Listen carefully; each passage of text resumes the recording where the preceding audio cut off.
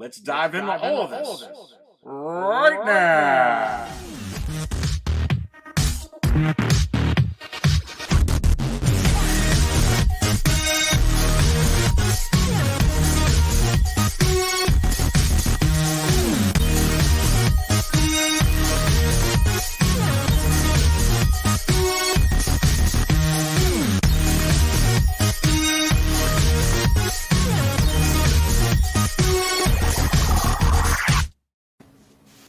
It must be Saturday night at Saturday Night Live. I am the Dark Jedi, Aries Terrington, and I'll be serving up all the Star Wars hot toy talk. And I've got it brewing, baby. I've got it right here in my famous mug. I've got the pots all brewing. I got to get some refills here. I know some of you like 5. Some of you like table 25, maybe 105. Maybe you want some 5s. You know what I'm talking about. Come on. It was a coffee spilling week between Jesse and Vaughn and the book of Boba Fett trailer. Are you all kidding me? But look, I got other bartenders helping me out because the cantina is vast, baby. So let me go ahead and go through this panel. We got more joining later in the show. But right now at the onset, Anthony, 6 Scale Mafia, long time since last night, baby. Yeah, right. Last night was great. Yeah, it's good, man. I'm finally getting over that bug, man. So it's good to be here, man. It's finally good to like get up and move around. It's a little rough, man. Yeah, that is rough, and I'm glad you're feeling better. And that always is not fun at all. And look who we got in the house, longtime supporter of 6 Scale Cantina. Lane Kramer, who always comments on the videos, and we chat a lot. Lane, good to have you here, my friend. Hey, I am super glad to be here, and I'm glad you never called me as the Hot Toys Wizard, because if you ever asked me, like, when is Darkside Anakin coming again, I'd be telling you, beep, sorry, only I just have dialed up an Incinerator Trooper reissue for you. So, yeah, but I am super glad and happy to be here and with some of the other panelists and everything, and been looking forward to this. Well, no, it's going to be great. Really good to have you here, Lane. And we got 48 in here before I get to the other panel members. Don't forget to go ahead and hit that like button already, baby. Look, we got a lot of positive coffee spilling, green lightsaber wielding, maybe purple lightsaber wielding, maybe kind of lighter purple lightsaber. I can't really get the color right for all these years, but you'll know what I'm talking about in a little bit, or if you looked at the banner. But hello to you all in the chat, and let's go to KG. KG, what's going on? Hey, Aries, thanks for having me. I can't wait to talk about Book of Boba and everything else on the show. It's gonna be fun. Oh yeah, man, absolutely. And Pate Strick, you're back, my friend. I am, week 2. Good to have you. Good to have Good you. to be here. And besides Lane, we've got another 6 Scale Cantina supporter. And good to have Rodrigo in the house. Rodrigo, what's going on, my friend? Hey, Aries. Excited to be here. Let's see how it goes today. Absolutely. We got some crazy stuff to talk about for sure. And welcome everybody who's in here. We've got 55 already. And let's put some of these up. We got Rex. I'm going to try and put you all up. Don't get mad at me. It's going to be hard for you to do that real quick here. But we got Reximum Rex. Will the wizard reveal the wolf? You have to wonder. Good to have Reximum in the house. We got Zeno in here. Salty Collector, let's go. You're not kidding. We got Major Bren in here. What's going on? And we got Exotic Carfax in the house saying, Lane Kramer, it's not about you, Lane. Bring Moss into the live. Exotic. I guess that's an inside joke. All the time. Yeah, it is. We got JC. We got I'm spilling my coffee into my Spotchka. Yeah, I mean, I love mixed drinks. I mix them all the time. I don't know you guys on the panel if you do. Syrup and coffee. The Collector number 1. Great panel, brother. We got Diablo Fett. I think I put Zeno up in here. We got Booms Shakalaka. Colin Paris in the house. What's going on? We got Zeke. We got Paul Morales in the house. My goodness, I can go on and on in here. Eric Hankey, what's going on, Eric? Good to have you in here. Continuing to go through. So many in here. If I miss some of you, we got Doc. Doc is in the house. What's going on, Doc? Always happy to have Doc in here. Star Killers in the house. JB Collection. JB Collection. We got to get JB on here. We've tried to make it work. It's always so busy with family. My side, her side. It's hard with the you guys on the panel will get that, right? I mean, you can't make everyone. Gabriella. Gabriella's in the house. What's up, Gabriella? Mr. JB is in the house. Let's go, baby. And look, to all you pupping on, what is going on with 67 in here? And look, guys, I want to start it off. Look, I want to talk about this. I really was so excited this week. And, you know, I got blasted on my phone, even by my very close personal family. My oldest daughter texted me right away. She goes, "Did you see this, Dad?" And I look it up. I'm like, really? The Book of Boba Fett trailer came out. So I checked it out right away and was talking to her about it, you know, right off the bat. And pulling this up onto the screen. And I'm going to start off with you, Anthony, going from this top here. And I know with me, I was really, really, really excited when I saw this. I thought it was a really good, well done teaser. And man, I'm pumped up. And what it did reveal one thing about the rumors. It said it was going to pick up exactly where Mandalorian season 2 ended. And it looks like it did. Yeah, no, I think so too, man. I was pretty stoked when I saw, like, I first woke up, man. I was like barely awake, and you know, it was the first thing I saw on when I opened YouTube. So I like, you know, I watched it for a second. I was like, oh, whoa, let me watch that again. Yeah, I woke up a little bit more, and I was like, yeah, dude, this is legit. Like, it's gonna feel really western-y, bounty hunter. You know, it's following that theme, man, and I'm super excited. I really hope we get some familiar bounty hunters in this. If nothing else, not even just for Hot Toys, but just in general, just to kind of continue everything that's been happening with Boba in the past. So I'm super stoked, man. I think this looks awesome. Yeah, I'm more excited for this than season 3. Yeah, I mean, right now this is definitely what I want to see. I'm right with you there, brother. And it was very nice to see that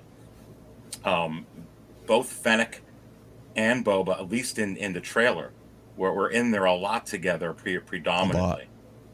But yeah, it did have that Western feel, which gave me some ideas. I knew we weren't going to get a whole lot of sneak peeks, Lane. You know, Favreau and Filoni are not going to do that. If you remember when the season 2 trailer came out of for Mandalorian, we did see Ahsoka. We didn't hear Grand Admiral Thrawn. We didn't see R5. We didn't see Luke Skywalker. We didn't see Boba Fett. We didn't get any of those nooks and crannies.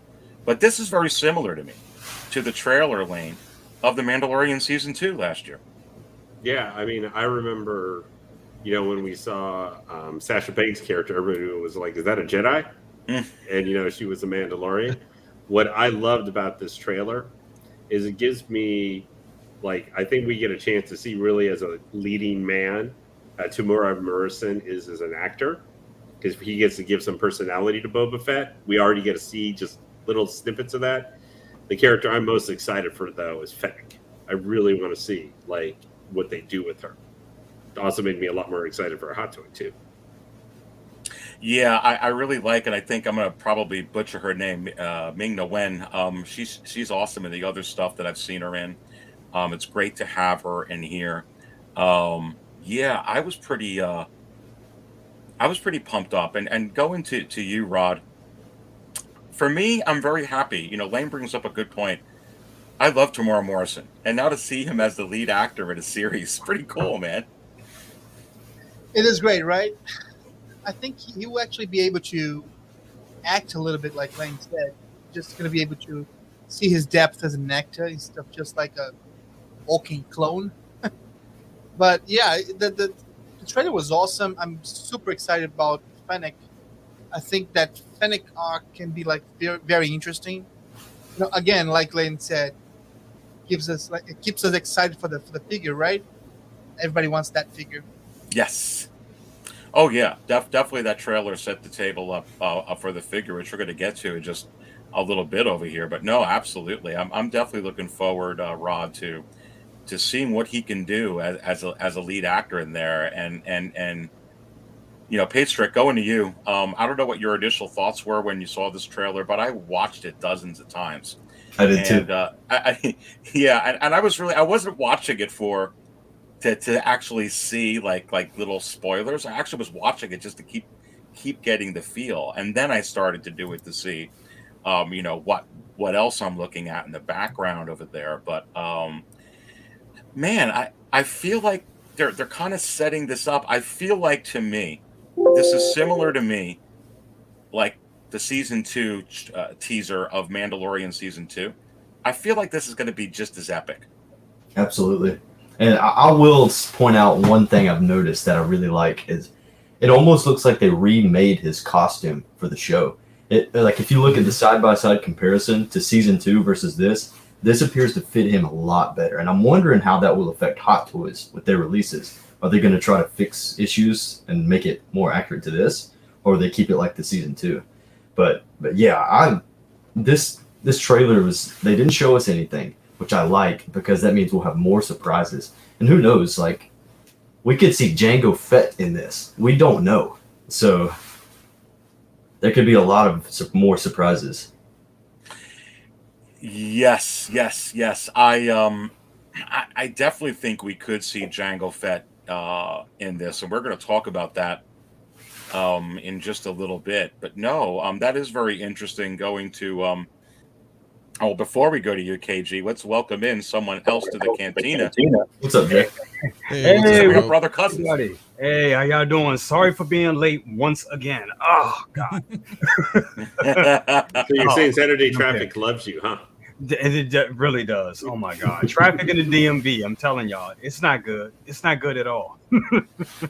How's everybody doing tonight? We're doing Right, good. man. We're checking out. We're talking about this. There were quite a few things to spill coffee for when it comes to Star Wars this week, and the Yes. Book of Boba Fett teaser trailer, was certainly one of their brother cousins. But go Yes. ahead and hold that thought because we're going to get to you in just a second. Sure. But I want to shout out to my man Dante, the man of Hot Collectibles, Dante with the $9.99 bomb. What's up, Aries, Anthony, Lane, KG, and everyone? Good. Rod, have fun tonight.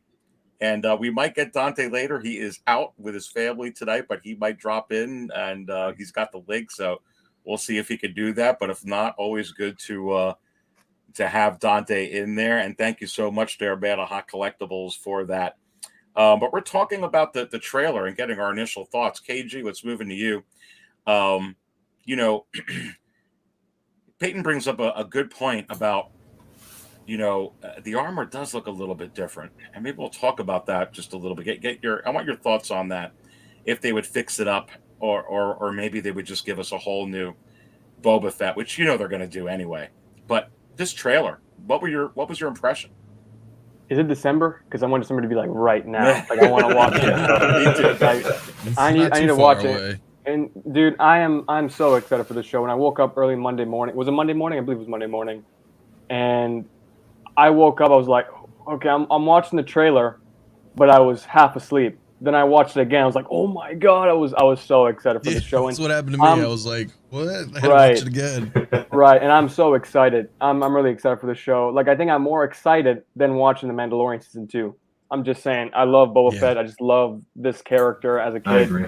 And I got my wallet here, so Hot Toys, bring it on. I got my wallet here, so I'm ready to go buy another Mandalorian another Hell Book of yeah. Boba Fett. I'm so ready for it. I'm going to remember you said that the November of next year.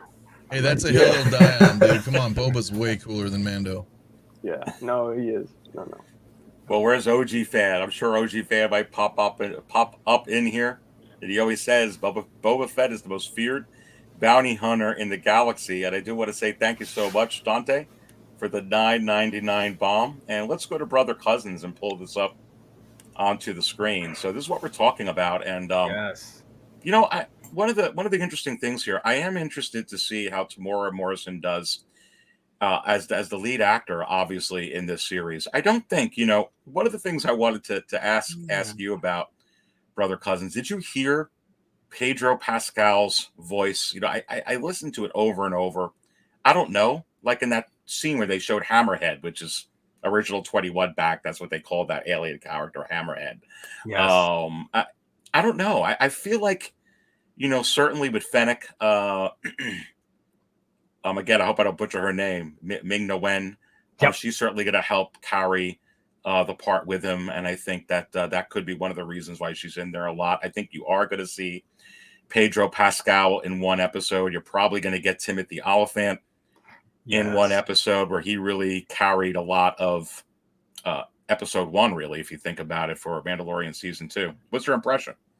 Absolutely. And I was thinking about that because I thought when I saw the trailer, I was like, is my ears deceiving me? Because it really sounded like Pedro Pascal. But then when they cut back to Boba Fett putting on the helmet, we saw Tamora Morrison. I'm like, maybe that's just how he sounds under the helmet. But if my memory serves me correctly, his voice is a little bit more deeper, a little more raspier than Pedro Pascal. So I don't know, but I think how they cut these trailers together. We don't know what's going on. So, but it did look like we were hearing his Pedro Pascal's voice a lot. And Will, what's up, man? What's up, everybody? Wow, he just pops in like I just pop up, dude. Sorry for being like late. I got Batman. caught up visiting my family, so I feel so bad, Aries. I'm like 20 minutes late, but No, happy to have you in there. And I've been eyeballing. We just got brother cousins just popped in here, and I saw you out there. I'm like, I hope he wasn't sitting in there too long. Hopefully nah, it was only like two minutes, but who's counting? Two and a half minutes. It's fine.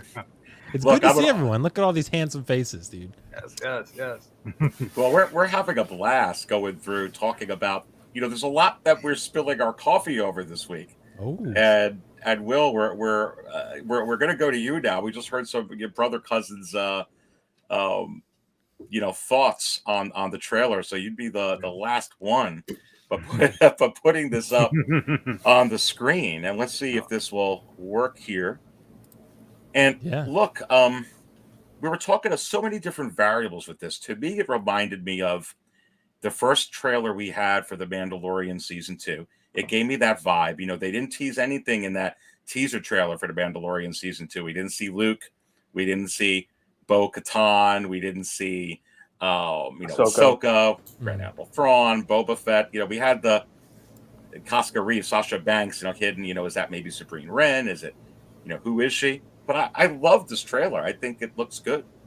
Yeah, I think, Aries, this is the definition of a teaser trailer. It teases everything and shows nothing. I think that's kind of what teaser trailers are meant to do, right? They are meant to really just get you excited for the show without spoiling much. I literally, if you were to ask the question, like, where do I think this is going to go? I legitimately have zero idea.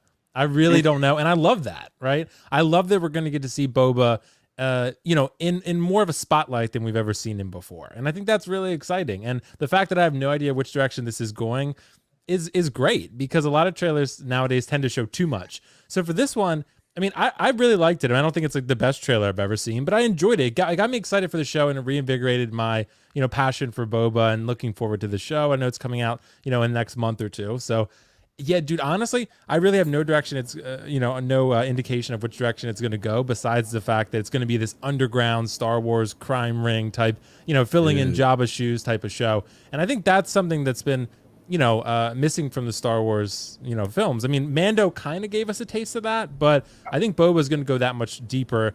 And I think we're going to get a lot of really deep, rich characters that we already know that people have been wanting to see in live action for a while that are finally going to make their appearance. So I think that's the direction this is going to go. I think it's going to be great. But, it was the same with Mando. Like, Mando, when it first came out, we had no idea, right? And like you mentioned, Mando season 2, like, we kind of got trailers, but the trailers never showed much.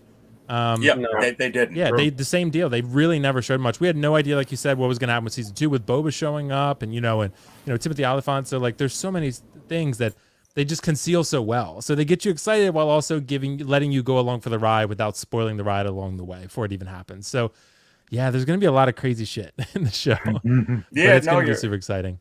Yeah, you're absolutely right. And Will brings up a great point there, Anthony, as well, that, they really didn't, as I was mentioning as well, really give you a whole lot. I don't think Favreau and Filoni feel that they need to. It's not that they're being cocky. I feel like they know that we know that they're going to deliver. So, certainly there's going to be some surprise characters and whatnot. And I'm going to pull this up on the screen. And thank you, Hawk Wars Toys, Ray from Hawk Wars Toys with the $9.99 bomb. Another great show on the way. Spill some coffee, boys. Thank you so much for that, Ray from Hawk Wars Toys. Great seller. And we're going to get Ray on here soon. He's getting a microphone and all that stuff, so it'll be great to have Hawk Wars Toys Nice. on one of these. Really outstanding guy, and I've purchased some stuff off of Ray before, and I could tell you that I've been very satisfied with everything. So looking forward to having him on. But let's pull this up on the screen, and let me just shift the screen here so that we can see it. And here's the thing: he was talking about Will brought up a little bit about some other characters. And we were talking about maybe some leading actors that could maybe take one show at a time. You had Bill Burr in episode 7. Yep. You had Timothy Oliphant in episode 1. I'm talking about season 2 of Mandalorian. Anthony, could we see perhaps, with Tamora Morrison, maybe, Cobb Vanth is on Tatooine, and he could perhaps run into Boba Fett or perhaps have some affairs with what's going on over there. Mayfield was set free by Cara Dune and Mandalorian, so he could be perhaps looking for work, bounty hunting work. Could you see this? Yeah, no, I mean, I could see it. I love both of those guys, just on they're just who they are in general in life. I think they're both awesome, and I think it'd be really cool if they came in, but I don't know. And like Will's saying, I mean, I totally agree. Like, they know. And I think that what we saw in the trailer is probably like the first or 1 or 2 episodes, right? I don't think they delved too deep into what's coming. Right. And that brings a point where I'm wondering is the whole show going to be on Tatooine? That's what I'm wondering, or are they going to go off planet, for whatever purpose is leading? And the fact that it's all just this underground that we don't get to see much is like, it was really exciting to me because a lot of video games handled that too, like, just like the scum and villainy underworld of like Nar Shaddaa or like the Tatooine stuff, and like, so I mean, I think it's possible that they'd be there because, like I said, he's there on Tatooine, but we're just gonna have to wait and see, man. They're not revealing much, and I love it. Yeah, well, one thing, Anthony, they did show the Slave One in flight, and I don't know if he's using that to go around he could be using it to go around the planet, but I would venture to guess, Lane, that you are going to see Boba and Fennec, or one or the other, or both, venturing off planet in several episodes. Yeah, I could definitely see that. I'm really hoping maybe they'll go off planet, maybe go back to Kessel. We'll see some of the Pike Syndicate, that was in Solo, a Star Wars story. I know in the comics, like, they've been pushing Crimson Dawn. I forget the character's name from Solo. Han Solo's, original girlfriend. Kira. She took over. Kira took over Crimson Dawn. Maybe if she survives the original trilogy time frame, maybe we could see her showing up in some remnants of Crimson Dawn. Boba having to either interact with them or fight them or whatever, possibly. I would really like to see Mayfield again. I'm also really excited, though, to see what new characters, just like a Cobb Vanth, or giving us Mayfield over 2 seasons to really become a character everybody liked. Who else we could possibly see who's new, and a new Mandalorian, a new bounty hunter, maybe alongside Bosk, or some of the known ones, or working with Dengar, or whoever, any of those bounty hunters or something. Just not like that first bounty hunter guy we had in the first season, in the episode that introduced Fennec, that nobody liked. Yep. Well, no, and that's a great point. and moving to you, Patrick, or excuse me, we're going to go to Rodrigo first because we're going down in order. I'm going to lose it here. So hold on there, Peyton. Rod, I could see, he has the mask on a lot. Tamora Morrison's going to be taking it off. I could see them using some of these characters we're familiar with to help carry the acting load a little bit on certain parts of some of these shows. I could see maybe one of these guys. I mean, it wouldn't surprise me if they both do. But what do you think? I totally agree with you. I think I can see one appearing. 2, I think would be a little bit overkill, and it would actually shift a little bit of the focus from the main character. Yeah, I don't believe we're gonna see, at least not on a single season. Maybe one in season 1, another season 2. You know, we don't know where that's actually going to, but something like that. Especially as like people were talking about, if we're going to go into different planets, which I actually rather it didn't. Or I'm a little bit with calling Paris here, which says that on Mando become kind of like a person X, you know, have to go to planet Y to do something. So it's like a task oriented thing instead of being like a rounded thing in the same place. Especially if you're dealing with like a criminal underworld, and Boba would be the king, right? So he would have to manage that. It would be very weird for him to go off-world doing that, because Jabba never did, right? So how would that work? Would he leave Fennec responsible, or he would take her? You know, so it's kind of like of course, we don't know, but it's a great point. See, yeah, because it would. He does have to lead that. Rod, he does have to lead that underground, so he can't. That's a great point that he couldn't be taken off. But this kind of goes with the super chat, which I'll put up from Alexandros, $5. Could we possibly see a fight between Boba and Mace Windu? So let me take what you said, Rod, and go to Peyton. Patrick. Is it possible that what got him to leave the planet, if he got wind that Mace was somewhere, could we possibly see a fight between Boba and Mace Windu? Now, it was kind of we're going to be talking everything Book of Boba Fett here for a little while. What do you think about Mace in this show? Could that get him to leave Tatooine? Now, I could see Mace Windu showing up in this, definitely. And a lot of people want that to happen. But honestly, I'm going to be a little different here. I don't see him staying like against Boba. I see them fighting and then eventually like getting along, because it's kind of based off of the trailer, that seems like the path we're going down. But then again, they could have completely deceived us with the trailer on purpose, and it could be the complete opposite. So, I mean, we really don't know, but I think it's highly likely that Samuel L. Jackson will want to come back for this. That he wouldn't, or that he would? Or he would, yeah. Absolutely. No, I agree with you, Patrick. KG, answering the super chat, you know, we're talking about, you know, how they're going to go through the series, and I kind of agree with what Anthony said, that perhaps and I think a few of us said here, they really haven't showed us more than maybe episode 1, maybe episode 2, some things. I don't think we've seen any of the other episodes, perhaps, you know, what's in there. What do you think about this? I mean, is Mace a possibility? It's never going to happen. No, I'm just kidding. No, I hope it does. You know, I really hope, you know, we do see a Boa and Mace Windu, because, you know, in Clone Wars, Boba Fett, he wants revenge. You know, he always wanted revenge for his father's death. So I agree with Patrick. Like, I hope that the way they do it is we do see Mace and a Boba fight, but then over time, through the episodes, they get along with each other. They hate each other at first, right? But then it's like towards the end of the episodes, they get along, they're friends, and he can forgive him for what he did. So I could see it happening. I mean, you're talking about Boba Fett, and Boba Fett is trying to find this guy still. I think he's still finding him. So seeing Boba Fett and Mace Windu fighting is something I think is going to happen in the Book of Boba Fett. Definitely. Yeah, I think it's set up for that. And thank you so much for that, Alexandros. And J. Rex Entertainment, I see your super chat. We're going to get to that in a minute. But let me go ahead and go to Brother Cousins. Brother Cousins, what do you think could get Boba Fett? I mean, he's got to be ruling the underworld. He wants to be sitting on the throne. How often is he going to leave his throne? What do you think they can do with that?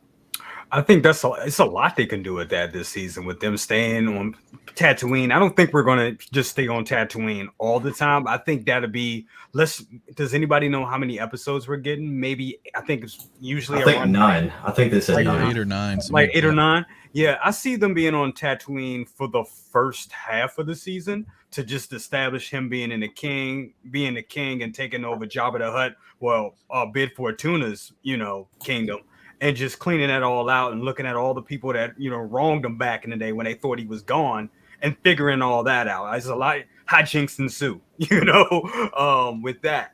I see them doing that, and then I see towards the middle of the season we start going out of space. We see him. You know, we got to get some Slade one shots. Everybody wants to see that. So I see them. You know, I definitely see them doing that. When it comes to him and Mace Windu squaring off, I think that's your swan song for season 1. That's going to be the thing that's going to have everybody talking at the end of the season. That's what I think. We're not going, because that can go on. That could be a whole season himself, him and Mace, because if they do that now, if they don't dangle that carrot, brother cousins, right? If they do, if they tease you that they're gonna do it, if they do it now, then it's over, right? Yeah, exactly. So yeah, I definitely see them dangling that carrot and then taking it to a season 2, and then that's what you deal with season 2, because that's going to leave us. They got to leave us with something, leave us with something that everybody can talk about, just like they did with the Mandalorian with Luke and Luke taking Grogu. Exactly. Let me put this up on the screen before we go to Will, and hopefully, although we can still see your faces, we can leave that up there for a minute. J-Rex Entertainment, thank you for the $10 bomb. What a hype day. With modern trailers and TV spots spoiling the entire movie these days, Disney Plus is doing it right, in my opinion. Speaking of which, hold on to your butts on November 12th. I know what you mean. That's all I'm saying. So, Will, a little bit about what we were talking about here, and maybe to answer this, do you feel like Disney Plus, or I feel like maybe it's Disney Plus, maybe a little Favreau and Filoni too. I think they maybe are confident that they're going to deliver. What do you think about this? Yeah, I think what they did with Mando and what they did with Book of Boba, like I said, they are showing us as minimal as possible in terms of information, because they are confident that people are going to watch it and that they're going to deliver on it, because it's Boba Fett. People have loved Boba Fett for the longest time, even when he did nothing in some of the original films, right? People always love Boba Fett no matter what. Now that he showed up in Mando, kicked some ass like John Wick style, and then disappeared for a little bit, people really want to see more. So you really don't have to show all that much for a Boba Fett trailer to get people excited for it. It's kind of like No Way Home, what it did with that trailer. It showed a little bit, showed Doc Ock, but it just didn't show very much, and people are still going crazy for it and can't wait for it. Same goes for Boba, I think. Boba is a very, very popular character, and I think he's definitely going to shine. As far as the Mace Windu thing, I don't know. I mean, that's tough. I mean, I could see it happening because Favreau and Filoni especially Filoni, really love giving the fans what they want. So I think this would make people happy. This would be another bombshell, kind of like Luke showing up at the end of Mando. I think this would be that. But at the same time, I don't know. It would raise some questions, wouldn't it? Like where Mace has been all this time, why he hasn't been helping, like what has he been doing? Like, so I don't know. It might, if you bring him back, it might open a can of worms, but I don't know. Maybe they could find a way to explain it, because like, why didn't he help fight the Emperor, or why has he not done all these other things? Like, I don't know. I mean, I guess it's a different timeline with Mando and Book of Boba, but still, like, there's so many questions that, like, where has he been? Like, so, I don't know. I mean, I would be thrilled. I think it would make sense for the story, at least, to have them fight, because, Boba would obviously want revenge, but, I think I would love it. I mean, I would trust in Favreau and Filoni to find a way to figure it out, but it would give me a little bit of pause just without thinking about it and seeing how they're going to approach it, because it would raise some questions. And also, like, with that, like, would it kind of cheapen Anakin's thing a little bit for you, his turn a little bit for you guys? Because, I mean, if he survived. Yeah, I think so. I mean, like, it's kind of like maybe the Emperor surviving. People didn't like that, right? Because people didn't like that, what it did with Darth Vader. I was fine with it, but for Mace, it kind of does the same for Anakin. Like, if he didn't, if Mace Windu doesn't die, it doesn't make it as impactful, I agree. But I don't know. But I would rather see them fight. So I'll give that up to see Boba Fett and Mace Windu fight. I don't think it cheapens it, because I mean, let's think about it. I mean, Anakin, he did go into there and killed a whole bunch of Padawans. I mean, that's true. He did. There's footage of it. Bad is bad, Right. Yeah, so he did. At that time, so yeah. Yeah. This is good. I'm glad that, Will, you brought this up, and then Brother Cousins, you brought up. Will, I'm going to expand on that. I think you're right. I agree with your point, and then I have another way where I think that they can do it, and I'm going to bring this up. I wasn't going to bring it up till later in the show, but I think we can talk about it now. But before we do that, real quick, let me just go to Anthony on what J-Rex said here. Do you feel like Disney Plus is doing these right?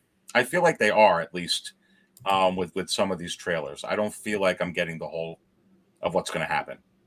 Yeah, I do. I think that's a smart thing too, because we live in this world now where everything's like instant gratification and everybody wants to know everything now. Like, I mean, God, for God's sakes, like I don't want to see anything about Spider-Man. You know what I mean? Like, I just don't. Like, I don't want to give it away. Right. Like, I just mean, like, in that respect, like we you know, elaborated a little bit, you know, when the trailer came out, we're kind of looking at it. But that's the thing. Like, when we grew up, it was like, oh, this movie came out. What the hell is this? Or you're at the Blockbuster and you just rent some movie. And you're like, what is this? Like, you know, so for nowadays, I think it's cool that they're kind of like just littering in just a little. It was almost like the Avengers Endgame trailer, right? Because everybody was like so cliffhangered after Infinity War, and then the Endgame trailer finally dropped, and they didn't give away anything. You know what I mean? Right. Just enough to be like, hey, it's coming. Right. That's it. So like that's kind of how I'm feeling too. I agree with that. I think they're doing a good job at not putting out too much. You know, just for lack of better phrase, they're not blowing it all like right away. You know, like let us enjoy and experience it. Like Luke, that was amazing. Right? That was amazing. So, no one had any clue on that. Saw that coming. No clue. And now I'm afraid. I'm like, are they gonna like Will was saying earlier? Is Mace supposed to be there as a? Can we one up this Luke or like equal to? You know, is that are we gonna try to shock value stuff, or are you just gonna give us some awesome story? Fan service is risky. Yeah, that's the. It is. I think, guys, one of the ways, let me pull this up on the screen, that they can do this. And I actually think that this makes sense because they did open a can of worms with this. And I'll pull this up on the screen. And thank you so much, Jay, Rex Entertainment, for that super chat. So, they did talk about very specifically, Favreau and Filoni wrote this in when Ahsoka said he was around during Order 66, Grogu. And he was rescued from the temple.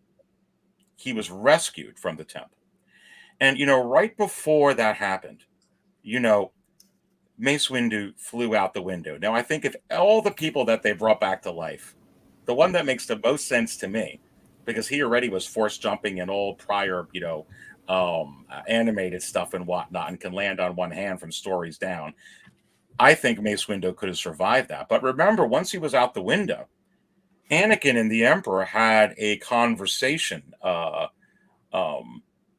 Lane, they had a conversation, and then he said, "Henceforth, you shall be known as Darth Vader.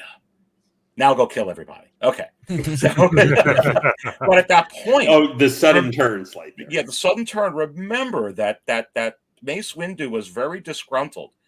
And he didn't give the opinion or the notion or the look that he was really convinced that Anakin was the chosen one. And Yoda even said a prophetess read this could have been. And who knows if they knew about this. Obviously, they knew about Grogu. He's in the Jedi Temple. And he has amazing power. And maybe Mace Windu really thought that Grogu was probably the chosen one. And maybe he had just enough time to crawl over or limp over and grab him and go off, and whether it's because I don't want another chosen one to do this, or I want to get him out of here. I think that would be, and a lot of people have talked about this. I think Star Wars Theory has brought it up. Den of Nerds, some of those guys. I mean, I think this perhaps is a situation. It makes sense. Someone had to rescue him out of there. He didn't go out himself. Go ahead, Lane. Yeah. Well, I think that theory makes a lot of sense too, and it could lead into as well, explain why Mace has not been involved and maybe, the original trilogy and that 18 years in between, because saving Grogu or something, maybe his battle with the Emperor, I know we don't like to go back to it, but the sequel trilogy, Luke kind of shut himself off from the Force, supposedly, which was why he didn't have his full power in The Last Jedi, whatever you think of that, and how the Force was used in the sequel trilogy. It could be as simple as the damage Mace took, the betrayal by Anakin. And, we saw in Revenge of the Sith how all the death of the Jedi affected, sorry about the cat, about how it affected Yoda and then Ahsoka in Clone Wars Season 7. It literally could have been maybe he's not able to use the Force as much or barely at all anymore because he shut himself off. Or saving Grogu could have damaged his connection.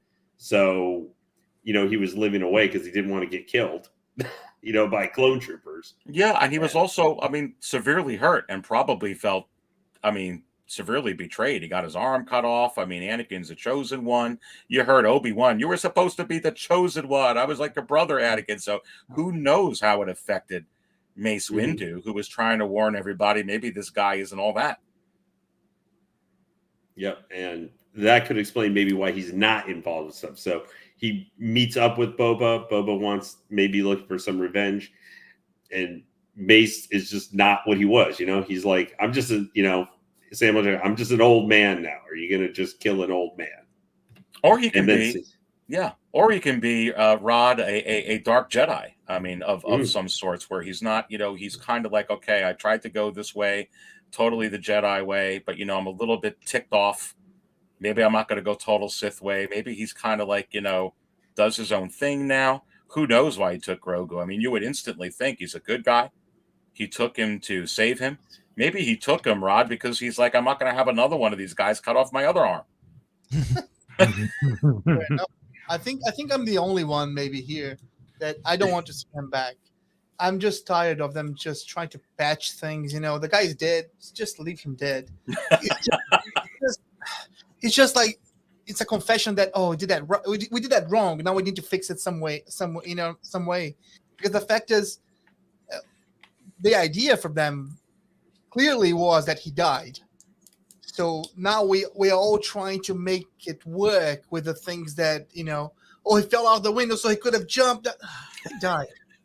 Come on. Let's say he survived that, and then he went to rescue Grogu, right? So he went there. All the younglings were there. He just decided to save one. Fuck the rest. Just. Well, come on, Rod. Sorry, guys. Boba Fett was eaten by a monster, and he's got his own series. Forget about making an appearance, maybe. It's just that I keep thinking like he go there and just save the little one and said, "No, it's fine, people. Just the meal is coming." And then he leaves with Grogu, and the other one's like, "Okay, meal is coming," and they're just waiting, and then just like. Yeah. And I see, Robert, you're talking about the only issue is like Star Wars has a history of doing this. They cut Darth Maul in half and he survived. So I mean, that he was clearly dead in George Lucas's eyes at that point. Yeah. So I mean, but that's still for me. Just I give what you mean though. Yeah. They shouldn't have killed him. It was obvious that wasn't like George's idea to use him like that, to kill him like that. So they decided to kill him because it was a nice scene or whatever. And then they're like, oh, damn it, now we need to get the guy again. So how do we do that? That was a huge blunder. That was, besides killing Luke off, which I've spoke about. This is my opinion, which I think is the number one cinematic blunder in history, to kill him off in The Last Jedi. I don't know why you do that. I think that the one prior to that is, why'd you kill Darth Maul? Because if you guys remember back in the day, the conversation was, there's no way in the world you could replace Darth Vader. You're going to try everything you can to top that villain. And it was the big conversation back in 1997, 98. How are you going to do that? Then they came up with Darth Maul. He doesn't hardly talk. He has all this martial arts. He's really good with a bond staff with a bow, which is a double-bladed lightsaber. And I'm like, man, this guy, he's not Darth Vader. But man, they did it. Remember, guys, on all the packaging, you saw Darth Maul's face, or all excited. Yeah. Then they kill him. Mm-hmm. Yeah, I know. People were getting tattoos and everything up. Before the movie Little came did out. they know he was going to be cut in half. Yeah, and we did get to see him like get to do a lot. Either, you know, we see him as like, hey, this was the guy the Emperor thought was evil or smart enough or martial enough or a combination thereof to be the guy before Darth Vader, before Anakin Skywalker. Right. You know, give us 10 minutes of him doing stuff other than skulking around Tatooine. With I guess the reason they did it was to make room for Dooku and Grievous. I think that was, I guess, the room. But I would have rather. I mean, I love them, but Darth Maul was just. I mean, people love Darth Maul for a reason, and he's popped back up for a reason because he's a fan, beloved character at this point. Like his look, his style, his personality. Like it was a missed opportunity to kill him. Like he had so much potential. Yeah, it was obviously a blunder. You know what I'm saying? Right. So that's why I'm just feeling that they keep bringing back people. Now they brought the Emperor again, and then now they tried. It's just come on. I get what you mean. Yeah. Just like bring Cad Bane to us. You know, bring the other characters to us instead of just resuscitating people and just doing it again. Guys we know are not dead. Right. Yeah, it's just hard because of the sequels. That was the biggest mistake in my opinion. That whole somehow Palpatine returned bullshit on, right? So like, so now the doors are open, right? Because if you bring him back, it's like so I get it, like speculating, but I actually kind of agree with that. I don't really think he should come back, right? They're dead or no one's ever really gone. See what I mean? They just totally See, threw they got everything you out an the answer, window. too. Everybody hated You it, know, so that's yeah, it's tough, but That's just how Star I- Wars does things. Yeah, I just think the speculation is cool because it's Boba and the ties with his father with Mace, and we don't really know. And if all this crazy, like Will said, you know, Maul's cut in half, Emperor's freaking blown up, if they come back, you know, Mace, it makes sense. He fell out, he kind of force landed, whatever he did, you know. So it's out of all the people who died, he would be the most logical to come back, even though, you know, he probably won't. It's just cool to theorize about It's it. But more yeah, plausible that Mace survived than Darth Maul. yeah, exactly. I mean, exactly. does he not have intestines? Maul I is- mean, like, what's going on? Right. I mean, he got cut in half. I mean, I'm Yeah. just gonna say, Uh, can you imagine if they had said no one's ever really gone, but it was the Emperor said that? That would have just been so much more cooler. yeah. Coming from him. That would have been. No cool. one That is would have been. really gone. But if anyone was God, he was definitely disintegrated. Not only did he fall all the way down, I mean, it's all that fire and blue flame. I mean, my Yeah, he goodness. blew up. I mean, yeah. Exactly. Emperor But- spontaneous combustion. Yeah. But that's Glorians And then the started Death Star proceeded to blow up. the air, man. Yeah. You know? All When he right, was so disintegrated, his midi-chlorians went to the air, and then I don't know. midi-chlorians. You know that. Listen, I'm going to stay with you, Rod, because you made me bring out my Jawa, my off-world Jawa egg juice, baby. Oh, Because you mentioned Cad Bane. So listen, this has a Western feel. You know, we brought up Mayfield. He's probably looking for work. Maybe he's going to be in maybe he'll show up at Boba saying, "Hey, I want to go ahead and catch a bounty." Maybe you got the whole Western feel with Timothy Oliphant, Cobb Vanth. That couldn't be someone that shows up. You know, we obviously know Dengar and Bosk, obviously, and perhaps some of the other bounty hunters. But what about Cad Bane? Is it possible that in this series, Favreau and Filoni have put in live action Cad Bane? I think it's more than possible. I think it's very possible. I think like you said, it's something it's made for him. It's like it's underworld. It's like bounty hunters. I would expect they would bring him because that's an important character that people like it. So yeah, I think it's very very possible. Yeah, and KG, let's go to you. I mean, Cad Bane, in this whole Western feel, I mean, is there ever a better fit? I mean, are they going to do this or not do it? Oh my God, come on. I mean, Cad Bane is a character that we need to see in live action form. I mean, I think I've said this before too, Aries, is that if I could afford only 2 out of all the bounty hunters that we're going to get, it would be Cad Bane and Bosk. Those 2. Those are the must-to haves. If you're planning to have like a bounty hunter sort of shelf, Cad Bane's number 1 for everybody. I would think so, right? Because I think Cad Bane, there's so much story going on with Cad Bane. We've seen him in Bad Batch, right? And that story still needs to continue because what was her name? Fennec was in it too. Yeah. So Fennec has some, things with Cad Bane. So we could see Cad Bane in the Book of Boba Fett. And I got my wallet here, so it's ready. I'm waiting Me for too, Hot Toys baby. to I've post got it. my wallet here, and I got my off-world Jawa egg juice. Come on. I mean, brother cousins, Cad Bane. Yeah, I gotta echo what KG is saying. Yeah, I think that would be the right way to go because then you get Cad Bane and then you also get Boss. So you got a little bit of old school, a little bit of the new school. It's perfect. It's a good way to bring both of the audiences together. And yeah, I'm all for it. Yeah, and I just want to say hi to some people here before we continue to move on with the panel. And I keep clicking the wrong one because there's so many chats, and thank you all so much. Fob's Figures, Fob is in the house. Fabio, if you want to go ahead and join us, go ahead and pop on in, my friend, if you can. Same thing with you, Dante, for the Bad of Hot Collectibles. And always good to have everybody here at the house. Welcome everybody who's watching. It's the Market Show Live, baby. And look, I am the Dark Jedi, Aries Terrington, serving up all the Star Wars Hot Toys talk, along with all these fine gentlemen here. With 120 watching, just hit the like button, baby. Just do it now. All right, look, Will.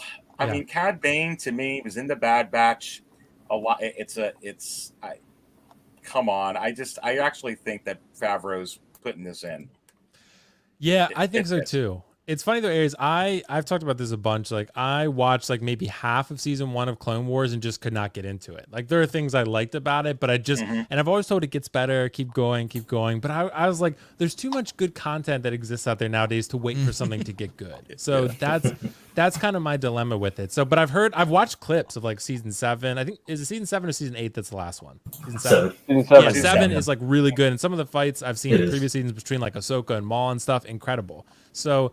And I saw a little bit of Cad Bane. So, and I what I know about the character, it makes absolute sense for him to show up in this show. Like, if this is an underground type of Star Wars, world that they're building here, then this makes absolute sense for Cad Bane to appear. So, I would say that this is likely, in my opinion, just based on what I know about the character. And this would be, we're all about the hot toys and the collectibles. This would be an incredible looking hot toy. Seriously. Like a Cad Bane, I think people would go crazy for. I really think it would have a lot of shelf presence. It would look very unique and pop. Like, and the character, just from what I've seen and heard about him, is very interesting. He's very, he's very compelling and dynamic and exciting, and he has a lot of personality. So I think he would really bring a lot of life to energy to the show. And I think like you guys were talking about, like, I don't think this stays on Tatooine at all, just my speculation. I think this goes on multiple planets like Mando does, maybe not like as mission oriented, like side quests, like where Mando's like, got to go to this planet to do X and then do this, like maybe not quite that. Maybe it'll be more of a cohesive adventure type thing. But Boba's probably going to go to other planets to build relationships, like political type stuff, to build relationships with other crime leaders and whatever, and maybe he runs into Cad Bane at some point. So I think that makes a lot of sense for sure. Yeah. I mean, to me, Cad Bane reminds me of like the old movies like Clint Eastwood, those cowboy films. Yeah, exactly. The way he acts, it's very the way Western. he walks, it's just very, very Cad Bane. So I'm very excited. If they actually do make it, I'm day one. If he appears, I would be shocked if they did not. Yeah. Yeah. They wouldn't miss that opportunity, I don't think. I don't think so, no. Yeah, and here's another interesting twist. I'm gonna kind of set this up, and it's not going to be automatically when I flash this on the screen. I think what you panel members think. Maybe you're reading my mind. Maybe you're like the Hot Toys wizard, and you just know where where I'm going to go here. But okay, okay. I know the initial thought is, what does this have to do with the Book of Boba Fett? Although they did, I think it's pretty much confirmed you're going to have Pedro Pascal in here, was seen on set. Bob, I think you're going to have that. But they need to tie in some of these other series that they're coming out with. And I'm bringing this up, not actually for the series. We could see Grand Admiral Thrawn in the series, mentioned in the series, or actually think more towards after credit scenes, maybe 2.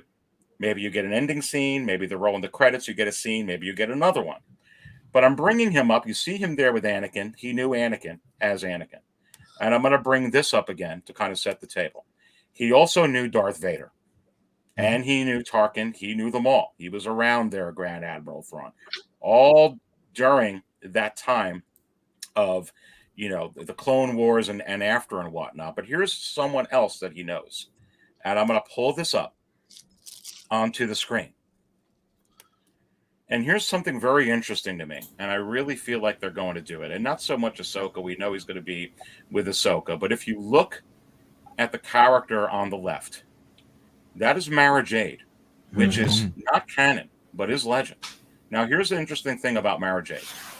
Mara Jade, once the Emperor got supposedly killed, we're talking about that, she basically, the story is she kind of is just an outlaw. And sometimes an outlaw, kind of like Mayfield, may be looking for work. And who knows who's going to step up into Jabba's palace to see who's ruling it there. And if she uses any of the Force, certainly someone who sensed Grogu, Luke Skywalker, may sense that. And I think one of the possibilities here that I want to bring up about Mara Jade, and let me pull this up on here and see if it would come up with him. Something turned Luke to be what he was in The Last Jedi. And I actually think they're going to retcon it in some way. But certainly a relationship that perhaps didn't go well, or perhaps a death of someone, a loved one, very close to you, can certainly set someone off. Is it possible? And let me go ahead and start off with you, Anthony. I know you love Heir to the Empire, Grand Admiral Thrawn. I know you're aware of Mara Jade. Could this be a way, whether it's an after credit scene or something, where we see Mara Jade? She kind of fits in. Yeah, I'm gonna say no. Only because here's the thing. Like, I would love it, but we already have. See, I don't know what the hell these guys are doing, because the sequel trilogy just like ruined all this stuff with Luke, and then we see Luke again now in the Prime. Now, are we gonna see more Luke? That's the question. If we see more Luke, if they're carrying on this post Return of the Jedi Luke that they showcased in Mando, whether he's gonna have his own show, if it's like Sebastian Stan, I don't know, right? But let's say if there's more Luke going on, then yeah, I could see it happening if they really want to pull from Legends. I mean, they're already bringing in Thrawn. Thrawn's amazing, but I just don't see it. I don't know. It could work though. I see exactly where you're going with it. I just don't know if they would do that, because they effectively, I don't know what the hell's going on with Luke. You know, because the sequels are the sequels, right? They're canon, right? As much as like it or hate it. So I don't know how they're gonna proceed with this. I think she would be awesome to be there, though. You know, one of the things I think they can. So you say no, I say yes. Let me go to Brother Cousins and mix up the panel here. Mm-hmm. This was the Emperor's hand. The Emperor blew up. Grand Admiral Thrawn. He seems to be pretty powerful right now. Mm-hmm. The legend has it that she becomes, I think, Thrawn's hand. I think that it could explain a lot with Luke if he gets involved with her. I personally think they're going to utilize this character. Maybe they don't use her. Maybe they come up with a different character. But I could see a woman coming into Luke Skywalker's life, baby. Yeah, I can definitely see this happening. Now, where in the timeline, I do think this is maybe a year or two away, maybe 2 years away, because like Anthony was saying, they kind of have to go back. It kind of goes back to what exactly are we doing with Luke, and how is Luke going to be used, and then the technology. Like, are we gonna be getting? I mean, we all know that Disney hired those guys to do the deep fakes to do this tech. So obviously they hired them for a reason. So are we gonna get Luke? And I mean, that's going to be very expensive, but it is a way that they can do it. And I think bringing a character like Mara Jade in to, like, we see her have interactions with Luke, but then she kind of takes over in some, not takes over, but they place Luke strategically throughout the series and then throw it back to her and that relationship with Thrawn. That would be very interesting to see if they can do that. But like I said, I think that's a couple years down the line. Yeah, and Lade, let me go to you with this. Something made Luke what he is. Because remember when he showed up in The Mandalorian season 2 finale, that's the Luke you were kind of expecting in The Last Jedi. I mean, the green lightsaber wielding, he's so tough, he's so pious, he's so amazing. What got him not to be? I don't know. I mean, certainly if he got close to her, a death could be something that could be a tough one. Dude, I would so love Mara Jade to come into this, because she is one of my favorite Star Wars characters ever. Even if in the EU I didn't like exactly how they her later on too. But yeah, I could see something like that. I'm more of Anthony's position that I don't think we're going to see her, or at least how we envision her originally. If she does show up under name, it may be more the name of the character, but the character's not, for us older fans, we go, wait a minute, that doesn't seem right. I mean, it would be cool to me they brought her in, and if they're doing Book of Boba, they could bring in like maybe a version of Talon Card, who was the big gangster who was with her in the Heir to the Empire trilogy. Yes. Yeah. It's like, now I'm going way, way into the deep pond here with this. Right. These characters were not in Rebels or Clone War. Yeah. We were delving into that's what this legends. is fun about, kind of, too. Yeah. But yeah, I can see her in some form or fashion, as long as she's not played by Brie Larson, we'll be good. I'm sorry, I'm not going to bring that stuff up. But like, if she were to come in, I would, unlike say what they did for, like when they cast Rosario Dawson, who's not a major superstar, but a known quantity kind of. I would like her to be played like by somebody no name, you know, a no-name actor, actress, where this is maybe their breakout role, becoming known for the character, just so we don't have any preconceived notions. And I do, if they bring her in, I do want them to kind of do their own take on her, just like Thrawn in Rebels. He's based off Thrawn from the books, but he's also a little bit different in his approach. Anyway, I'm done talking. Well, listen, I would spill my coffee and my all-from Jawa egg juice if we got Mara Jade. Look, I don't know if Favreau and Filoni will dive into the legends, although Disney does have the rights. But it seems like I don't feel like they brought Luke back to take Grogu, and that's it. We're not going to talk about Luke no more. I feel like they got to do something, and maybe they don't venture into the whole love life he has. Maybe they're like, nah, he's never with Mara. The whole thing was with Kylo, and he got disgruntled. They all, he killed all the Jedi. Or is it possible they could do something like this? Oh, was that to me? That was to Will. I'm sorry, Will. Oh, sorry. Yeah. So I don't know. It's possible, but I'm kind of with the consensus on this one. I wouldn't say it's likely, just because I don't know too much about Mara Jade. But at the same time, I think the sequels, as a resident sequel fan, I know I'm the only one in the group. They really do paint it quite clearly as this was Kylo. He feels he failed Ben Solo. He feels he failed all of his students, and that's why he's so emo and depressed at that point. So I think that's really, unless they really want to retcon this and say, oh, it was that plus an amalgamation and combination of other things, which I don't know. It could work, but I don't know if it would be likely. I don't know. I mean, I think if anything were going to pop up from the sequels, maybe they would do another Rey show or do another Rey movie or something and try to like have Favreau or Filoni take over Rey and try to make her, more appealing to the eyes of fans. I think they're working on signing her. There's a lot of rumors going around. Yeah, and like maybe they do a young Adam Driver Kylo show. Maybe him, a little bit earlier as he rots face. That's very possible. Something right, like where they could bring these characters back into the majority of fans' good graces by taking Favreau and Filoni or someone similar taking control of these characters and where people would feel a little more comfortable with it. But I love them how they are now, but a lot of people don't, and that's understandable. But I just feel like with Luke, maybe like they're just like, let's go with young Luke and let's leave old Luke out of it because people don't really want to see any more of that at the moment because they have a bad taste in their mouth. So, that's kind of my thinking with it. No, it's a good call. And let me just Major Bren Derlin, thank you so much for the $20 bomb, baby. You made me spill my coffee here.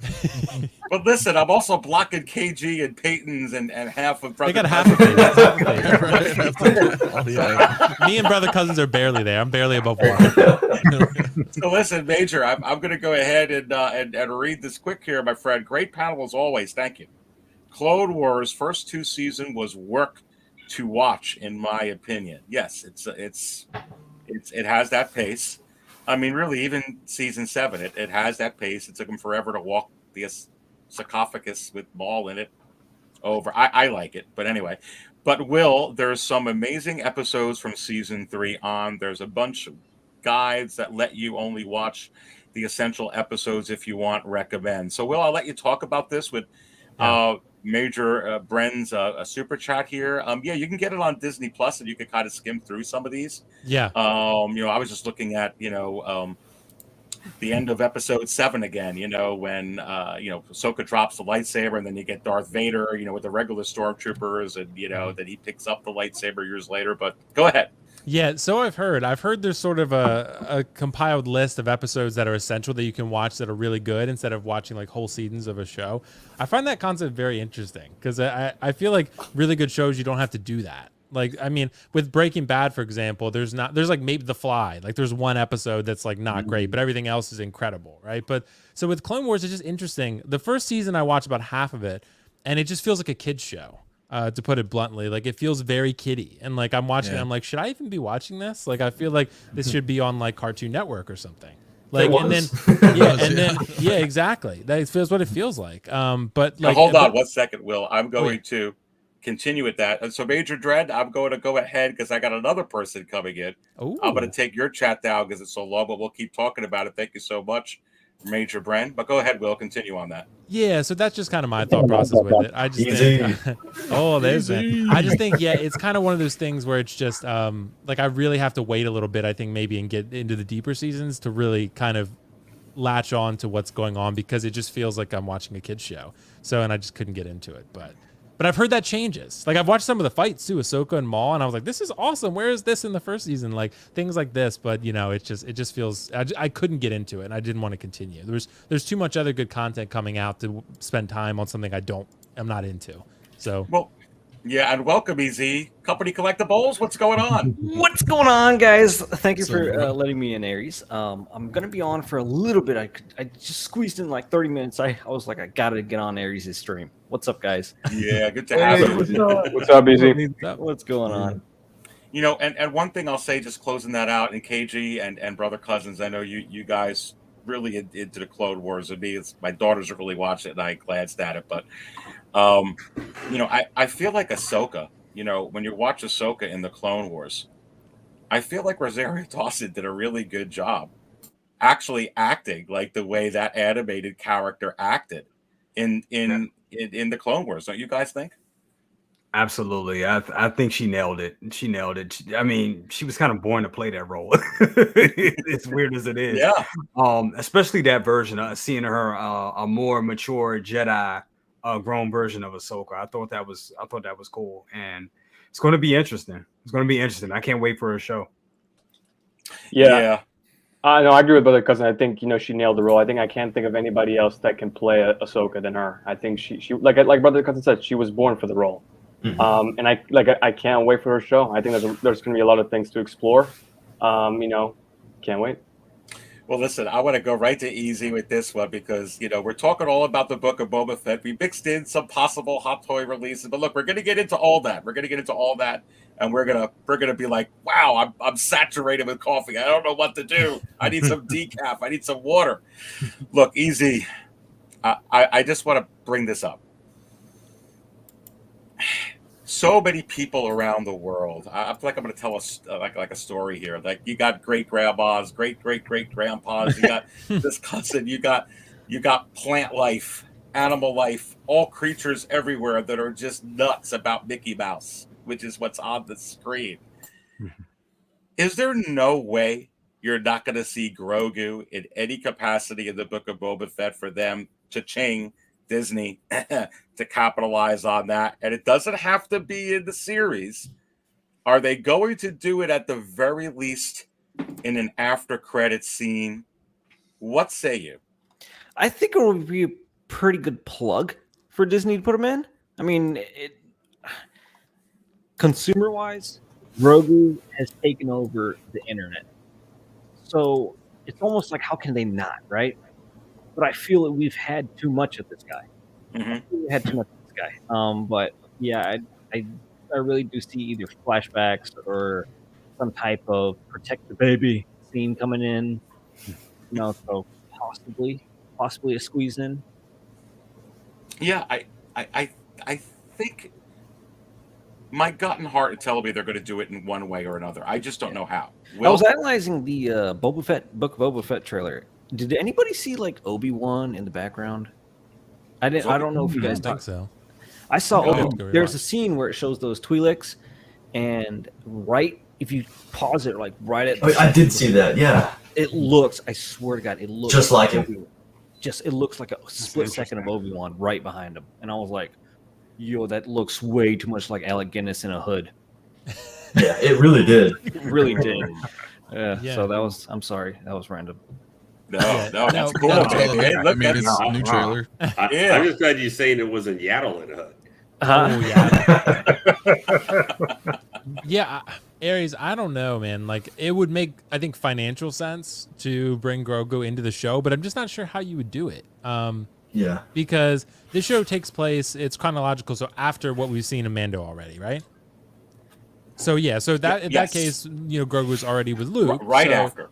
So it's already with Luke at that point. So it's kind of like, how would this occur? Because he's like, I'm pretty sure Din is going to show up in Book of Boba, right? Din Djarin, he's going to be there. Yes. So, but Grogu's not with him anymore. So how would maybe Boba interact with Luke or something? Because Grogu's with Luke at this point. So I don't know how you would do it. Maybe a flashback, maybe. that could happen. But short of that, I'm just not sure it's feasible. I don't know. I mean, I think, and also Mando's kind of moving away, obviously, from Grogu at this point. So maybe, he's a cash cow for sure. But at the same time, Star Wars might be like, all right, like that was fun. We had a good ride. So now let's try to move on to some other characters and not have Grogu overshadow other characters that they'd introduce. Like, Cad Bane, who most people don't know who that is, who are going to watch this show. So that's a good point. Yeah. So, I mean, Grogu would kind of overshadow that. So, and let other characters shine a little bit. Like, Mayfeld or what Timothy Oliphant's character, Cobb Vanth. Yeah, Cobb Vanth. Yeah, exactly. Vanth. Or someone like that, right? Or even new characters we introduce, like letting Fennec shine and take more of a lead, a key supporting role. Yeah. Things like that, where Grogu, I think, would little overshadow type characters like that. Because once Grogu's on screen, it's like, oh, it's Grogu at all times. So it's like, Yeah, I agree with you 100% on that. And Paige Strickland, going to you, but I feel like the money is too much for them. And I feel like they're going to try and find a way. So I'm leaning more towards after credit scene that they may show Luke, and Grogu or something. What do you think? Well, honestly, to be honest, we were talking about Mace Windu. Now, imagine the end credit scene. We have Luke and Mace Windu training Grogu, and they show that and tease that, and then they end it. That would blow me away, because I wouldn't think that Luke would know that Mace is alive. So that would be a twist of twists. Because that could throw us all off guard, and then they could be like, Book of Boba Fett season 2 coming, and then it's like, wait, so is he going to fight Mace then? That's probably what they'll do just to get our attention. That's right. And to get the show going a little longer. That's probably what they'll do. Wasn't Book of Boba supposed to be a miniseries though? I think so. Like Obi-Wan though, I thought. Yeah, but it's money, man. Like, about it. I'm just saying, if it's start. If it's amazing and it's doing really well. I don't know any of the series that started as a mini series and they changed their mind and decided to do a series. Any. Yeah. Even because of money. Because when they started and set as a mini series, there's a lot of things that they have to do logistically, right? They have to deal with marketing. They have to deal with where that's going to go live, either online or on live TV. They're not going to do that. It's going to stay as a mini series for sure. Do you feel it's just going to be 9 episodes and done and over? They can spin it off, Rob. They can spin off it. Well, they can spin it off. Yes, for sure. What I'm saying is that I've never seen any that they said it's a mini series and suddenly became a series. That just doesn't happen. They can spin off. They can create other series, but they're not going to change it. They might spin it off. That's a good point, Rod. Yeah. They what do you guys think about if they spun it off some way? I mean, so it wouldn't be like the Book of Boba Fett too, but it could be whatever. I think that. Sorry, you can go ahead now. No, I was just saying they could spin it off into Mandalorian season 3. They could spin it off to a show itself. I mean, this universe. I mean, at this point, this is what they were talking. What Disney Plus was talking about a couple of years ago. They wanted to set up Star Wars the same way they set up the MCU.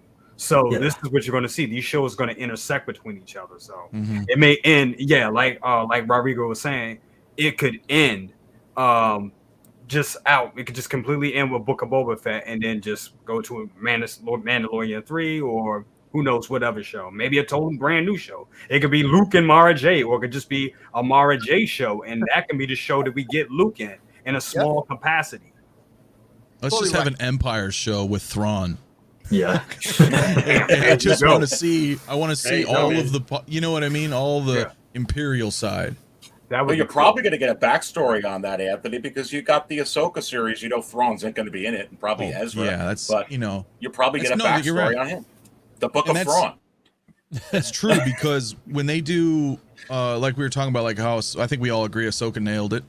Rosario Dawson. Yeah, and that's the thing. If they do bring anybody in who's new or old, like if they do a Mace thing or they bring in Maul, they can dedicate one episode like they did kind of with Ahsoka.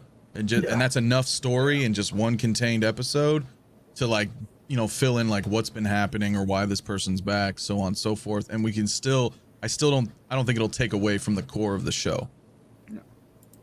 Yeah, no, totally. Okay, so listen, look, there's 107 in here, baby. Go ahead, look, I'm pouring. I got the pot right here. Look, easy, I'll pour you some. It'll go right through the screen. We're gonna do it like Rey and Kylo. I know, man. I just ran out. Thank you for that. Hit the like button. And look, let's go right to it. I'm gonna bring this up on the screen, and Easy, we'll start with you. Look, we started this. We've been talking about the book of Boba Fett. Talked a little bit about Hot Toys here. Let's talk about Hot Toys because that was the other coffee spilling moment in the week for me. And this is a little bit, I feel, the tip of the iceberg. But let me pull it up. What was your impression? Were you like, what the heck? This wasn't any of the things, Easy, that was teased at Sideshow Con or New York Comic Con. What did you think when you saw this? I was completely. A lot of people looked at me and they were like, "Wait, I thought Easy would be more mad about this release." You know, it's almost a reissue. It was a reuse. But I was like, "No, I'm happy for it." It's hints of ARC Troopers coming into the game. I mean, we want our Echo and Fives and all that kind of stuff. I think this is a great introduction to the ARC Troopers to finish up to get some 501st Troopers in, and I'm totally glad about it. I'm all for it. Price wise, I think it's okay because of the accessorized armor that he has, but I am just all for something like this. This clone trooper is a plus for me. Anything clones is a plus for me because Clone Wars guy, that's me. I love it. I love it. Everything when it has to come with this guy. Yeah, I love it as well. And I was just surprised because honestly, Easy, it wasn't the clones that I thought that they were going to come out with first and foremost. Yeah, you think like they'd start introducing the just like Obi-Wan's regiment or droids or something normal, but they went full out ARC Trooper type. And I was like, wow. Well, and what it told me, KG, was that they really want to capitalize on Captain Rex, and those sales are just massive right now. And you know, for those pre-orders and the 501st, forget about it. I mean, they've just been selling and selling and selling. You got Ahsoka coming out, so I guess from that perspective, not surprised they want to, you know, capitalize on all of that. But this is out of left field. I mean, I knew they're going to come out. You know, you guys all heard my opinion. They're going to milk Tamora Morrison's head sculpt and these clone sculpts all the way till there's nothing else to make. But I just didn't think that these two were going to come out now. But I've spilled my coffee, baby. But like I was saying in the other stream, this is a cow. I mean, I'm happy to get the milk all from this cow. Yeah, I'm all for it. Yeah, me too. I'll keep this cow on my farm all day long. I'll feed him. For sure. And KG, what'd you think? This was out of nowhere. I mean, I woke up one morning and I see this. I see two clone troopers. I'm like, oh, damn it. You know, because I think I mentioned this before in other streams that I only buy captains or commanders or the main characters for the Clone Wars. And this is a must buy. It's a must have. I mean, this shot right here with Rex, you got to have it. Yeah, well, you have to. You just hit the nail on the head. You got to have it. Right, you just have to have it. If you're going to get Rex, might as well pick up Jesse with it too. I mean, that scene where, and I think it was episode 12 or 13, where, you know, everything's going down and, you know, Rex is going towards Jesse with Ahsoka, you know, and he goes like, Commander Rex, you know, you should, put your guns down and, die or something like that. But anyways, I personally cannot wait for this figure. Right now, it's not a day one pre-order. I'm just going to wait for more Sideshow points because this is definitely coming to the collection. I can't wait to get this one, and we'll talk about Captain Bane later on. It's a must-have. Yeah. Rod, your impressions when you saw these two clone troopers? Thank God it's not coming out now. I think that's any new pre-order that we see. Right. I was just saying, I literally just finished setting up my 501st, and I was like, damn it, is this coming out now? And I was like, oh no, thanks, just announcing it. So a year. But it's a must, you know, especially for people that love the clones. Like, you know, I've got all the clones, so. No, I don't see it, Rod.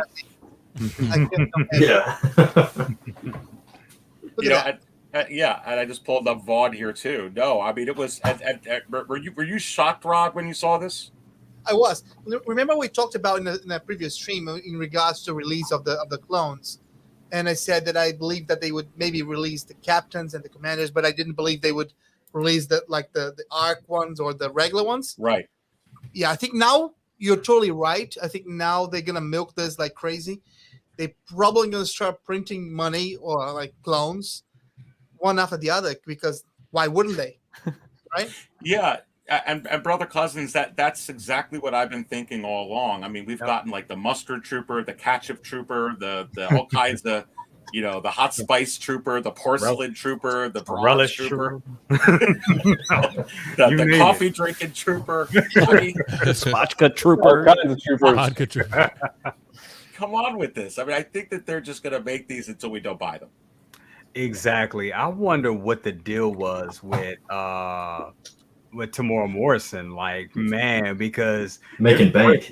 Yes, absolutely. They're just raking it in with it. And when I saw these, like, you'll see in my video, I was surprised. I knew they were coming, but I didn't think this soon. So I mean, but yeah, like we all were saying on the panel, with the success of Rex and how Rex is selling, I mean, yeah, they need to capitalize on it. So keep them coming. It's easy for them to produce, and we're going to buy them. So there you go.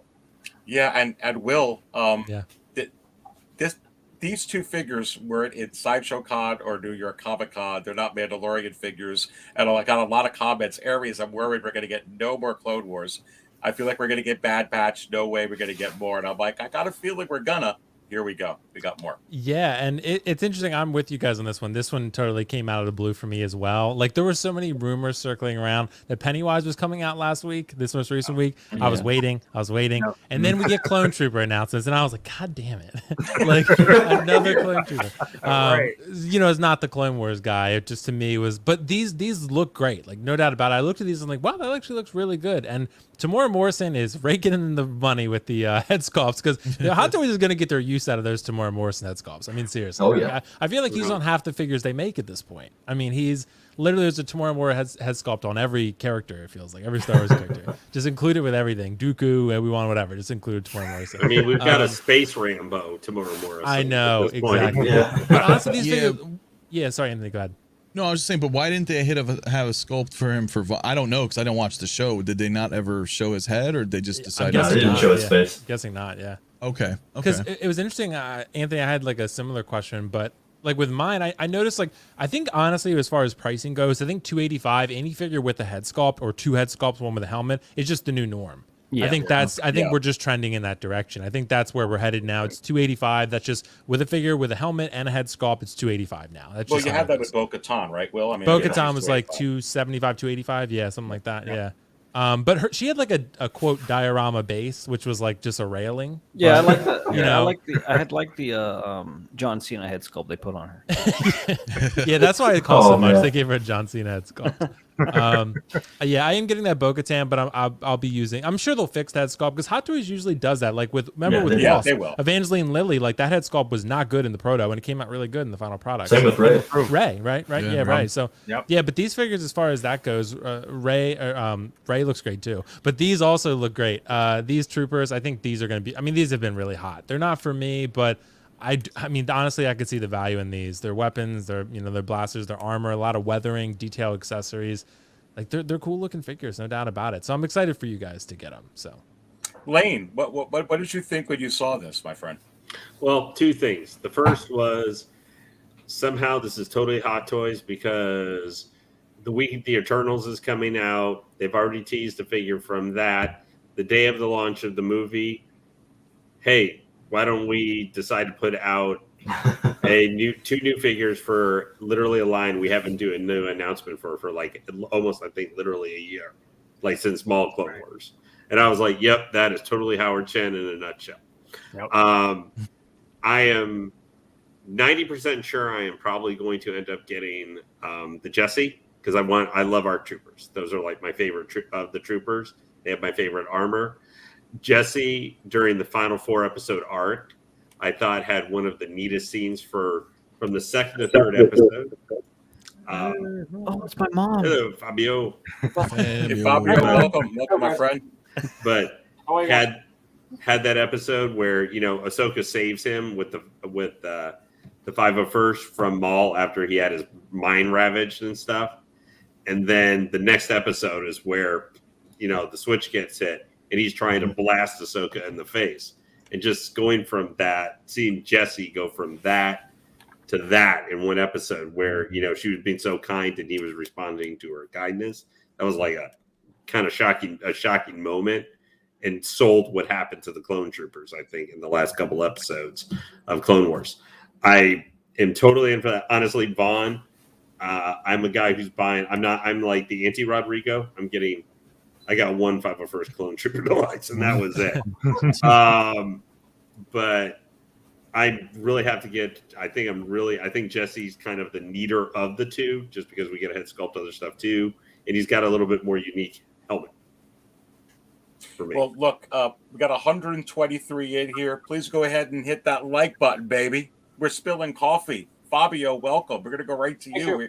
We're talking about the book of Boba Fett, as you know. You were in the chat here for a while. We got into what I think is the tip of the iceberg here with Captain Vaughn and Clone Trooper Jesse.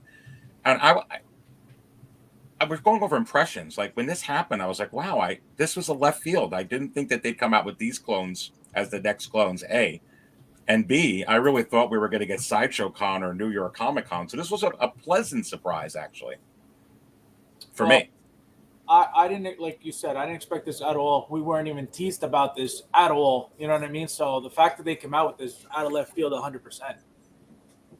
Yeah, absolutely. And it's crazy. I mean, Anthony, do you feel the same way with this? Were you kind of like surprised? Or were you like, I knew it was coming?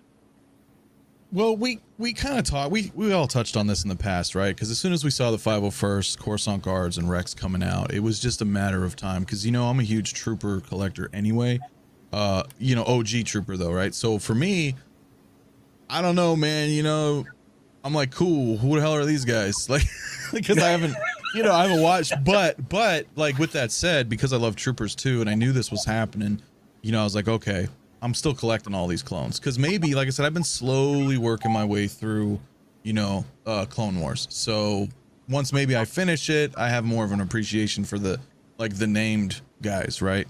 But yeah, dude, I now I don't know like I said, I don't know the relevance for these two particular guys, but I mean, yeah, wasn't not expecting all these troopers coming out, because this is just printing money, dude. There's like almost no difference. I mean, like, that guy's Cody's body, right?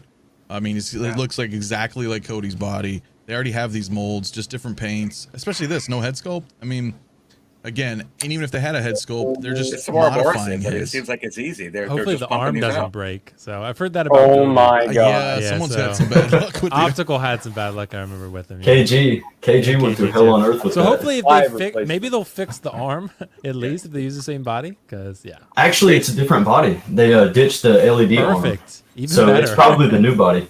Thanks for the reminder there, Will. Did yours have it too late?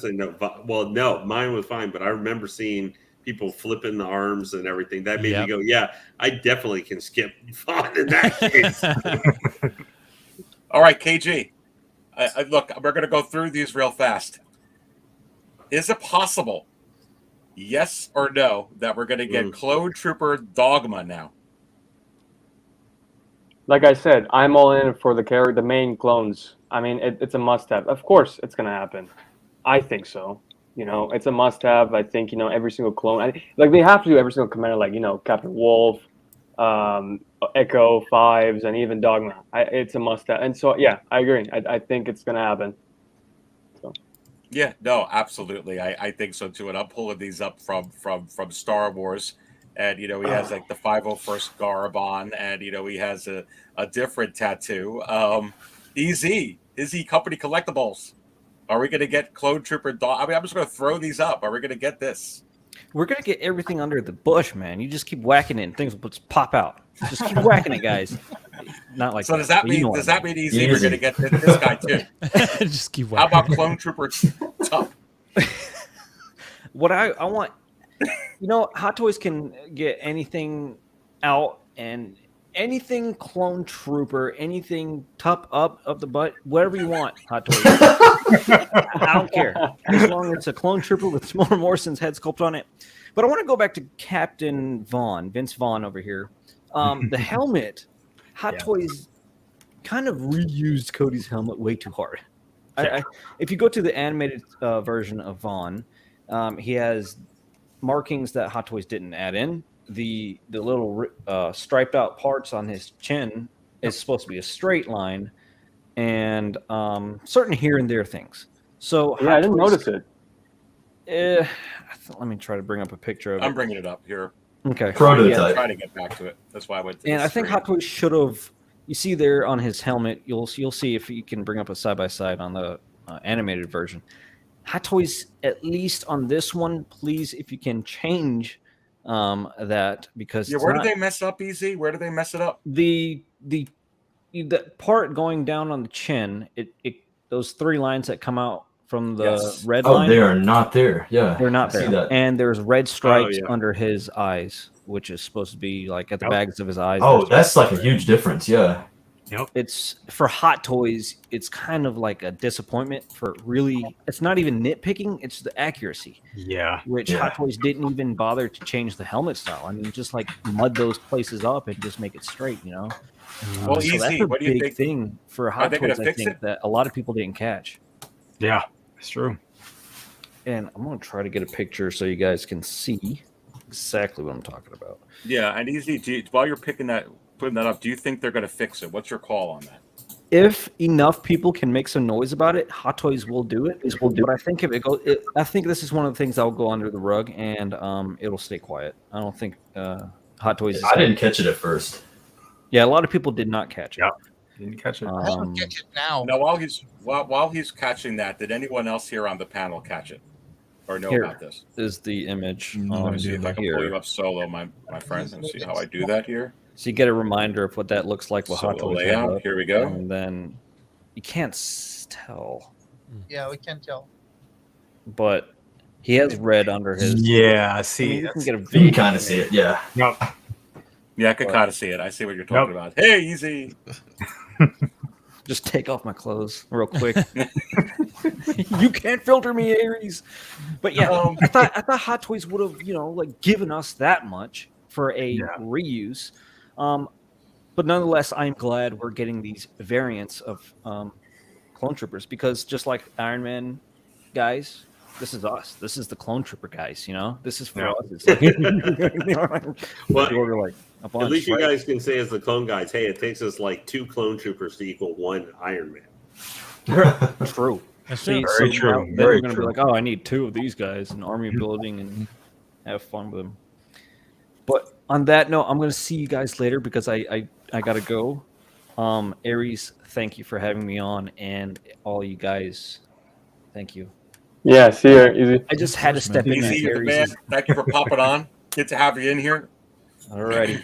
See you It was guys. good seeing See you, ya. man. Easy. Yeah. Bye. May the force be with you. EA Games. I feel like we're almost the Hot Toys Brady Bunch right now. We got so many people We are. here. Little We feel like the Brady But Bunch. look, we're having a party tonight. Look, I'm pretty excited all week, and I love having all you guys in here. Let me pull this up. So it seems like every clone that I'm going to pull up, we're going to say, okay, we're going to make the clone. So okay, get it. But let me pull up specifically now the Bad Batch, because there was some different opinions that they're only going to make a couple, they're going to make a few. With what's going on now, is there enough evidence, Anthony, that they're probably going to give us, and you got another season coming up, all 5 of the Bad Batch?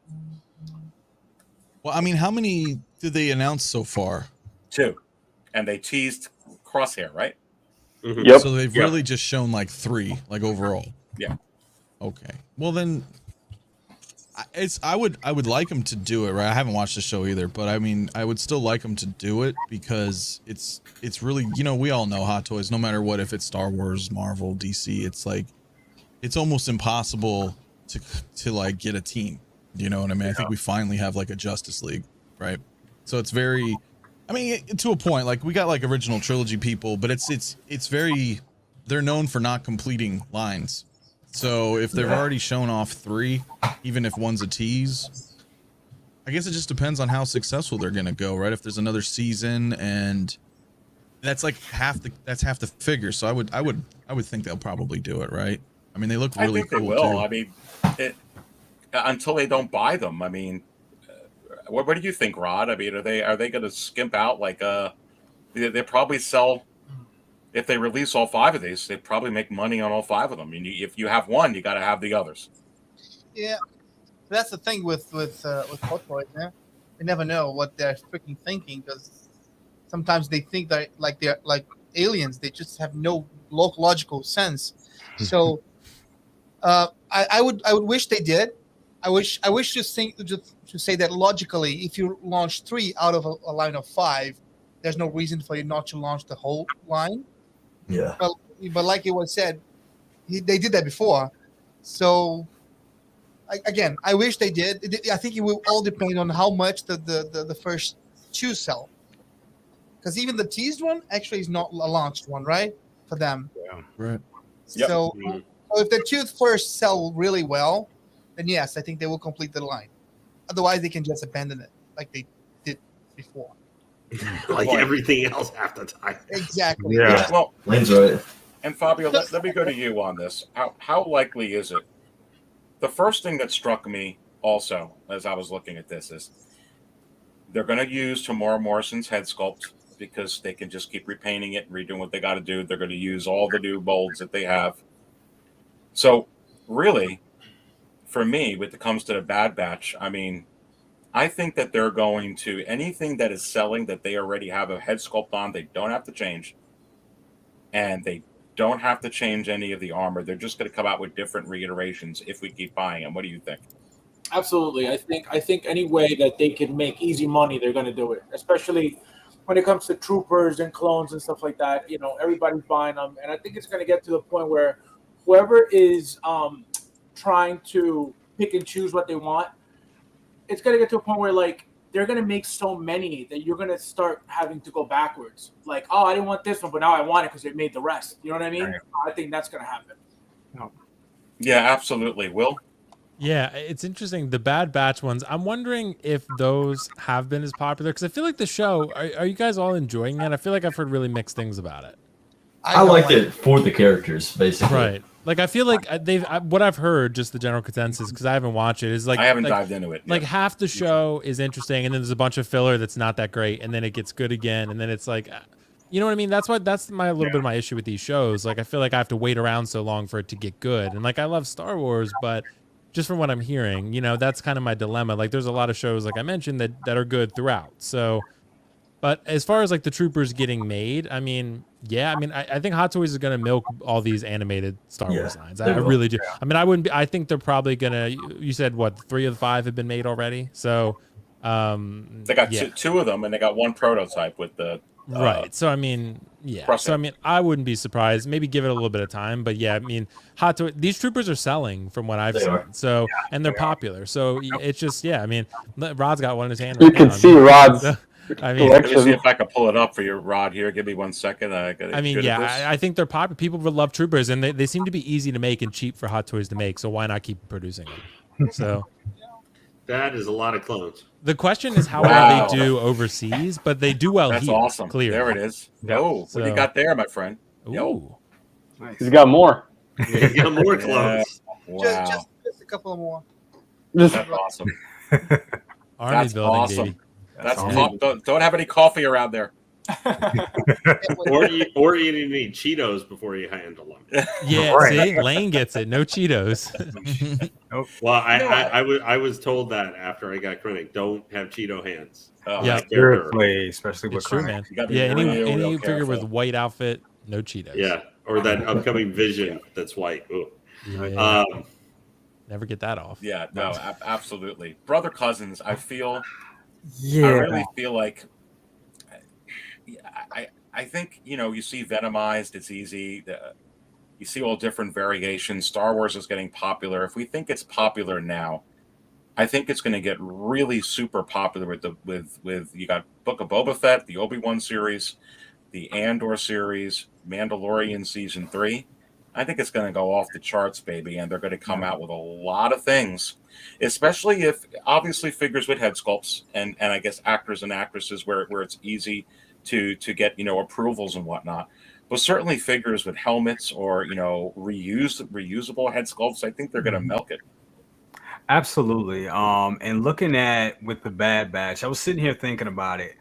Is it crazy for them to just go. And I wish they would do this. I mean, because there is so much stuff coming out, so many troopers coming out, and we want a complete collection, especially of groups and stuff like that. Look, I know they can't do that with like a big crew like the Avengers or even Guardians of the Galaxy. But for a bunch of clones like Bad Batch, it would be nice if they would just release a 5-piece box set and price it as $6.99, $7.99. People would pay for it. They would. And just like the Power Ranger set. And exactly like the Power Ranger set. Obviously, giving them the option to do like a payment plan and stuff, they'll buy it easily. Oh yeah. Yep. All right, listen, who's ready to spill some more coffee? Because I really think that they're going to come out with this, and I don't think they gotta wait. But I think it's absolutely coming, even if they do wait. And I'm going to pull this up, and it's on the banner, so you guys can kind of guess. And we'll go with Patrick first on this one. Oh my goodness gracious! Oh. No, this made me buy a PS5. So, Aaron, do you think this is the Hot Toys that's coming? Definitely, especially with the remake coming out. Like, I mean, it's just a sidetrack a little bit. PlayStation remakes are doing great right now. So now we got this coming, and there's going to be so much hype with that. Hot Toys will definitely make a video game figure. They've done them before, so. True. Yeah, and but they didn't touch Fallen Order at all. No, they didn't. Not yet. I hope they will, but. They didn't touch Fallen Order, but I think there's probably. Do you think, Peyton, that there's more hype on this than Fallen Order? I think so, just because it's an older game that people loved. So many people did the original, and you'll just have people that want to come back for that nostalgia, and they're like, it's Revan, we got to buy it, and they'll sell. They will sell so many of these if they make them. Fabio, what do you think about this from a guy who has over 800 figures and have a Darth Revan in your collection? I think this isn't easy. Even if they were like they did some data research and like, which I don't think so. I think they sell a lot. We only sell 3,000-4,000 of these. I think they sell that in a heartbeat and they make it easy. Even if they just made this figure alone from that entire video game line, it would sell like hotcakes. The figure alone is beautiful. Look at that thing. Just having that on the shelf alone looks fucking amazing. Yeah, no, I think that they can do something like this here. KG. Sorry. Yeah. No. Like I said, I got my wallet here. I'm ready. Hot Toys. I want it. Like, I played the game when I was little. Vaguely remember it, but it was a fun game to play, and I'm all in for it. Like, I love Revan. I just love the clothing. I just love everything about him, and I can't wait. I know Will's a huge fan of Revan because I've seen his costume cosplay. So yeah. So I can't wait for this one. Well, Will, since you mentioned your name there, I mean, we're talking about figures that are coming out of left field. This one doesn't have a head sculpt. You got the PS5. Mm-hmm. I don't know. I mean, can you see this coming out of left field? Like, you wake up one morning and you're like, what the? Dude, Aries, if that happened, dude, my whole day would be made. Because seriously, like, I love Revan. I mean, I played, actually, I was a little bit of a late bloomer. Like, I came on to Knights of the Old Republic like maybe 3 or 4 years ago. I played it on Steam, and I played both of them over the course of like a couple weeks to a month.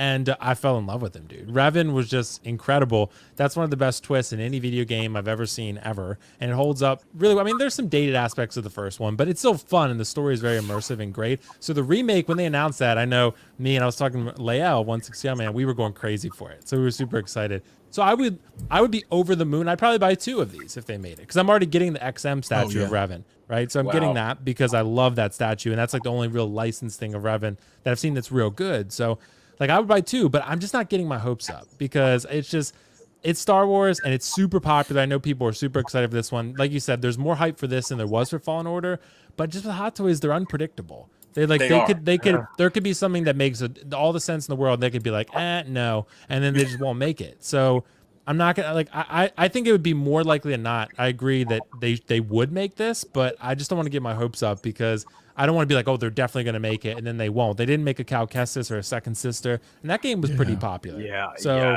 I would have bought both of those. So I wonder if they're waiting, on a. Oh, go ahead, Fabio. No, I was going to say, I think because of the whole Mandalorian hype right now, I think this video game the hype is going to be 10 times more than it was back years ago.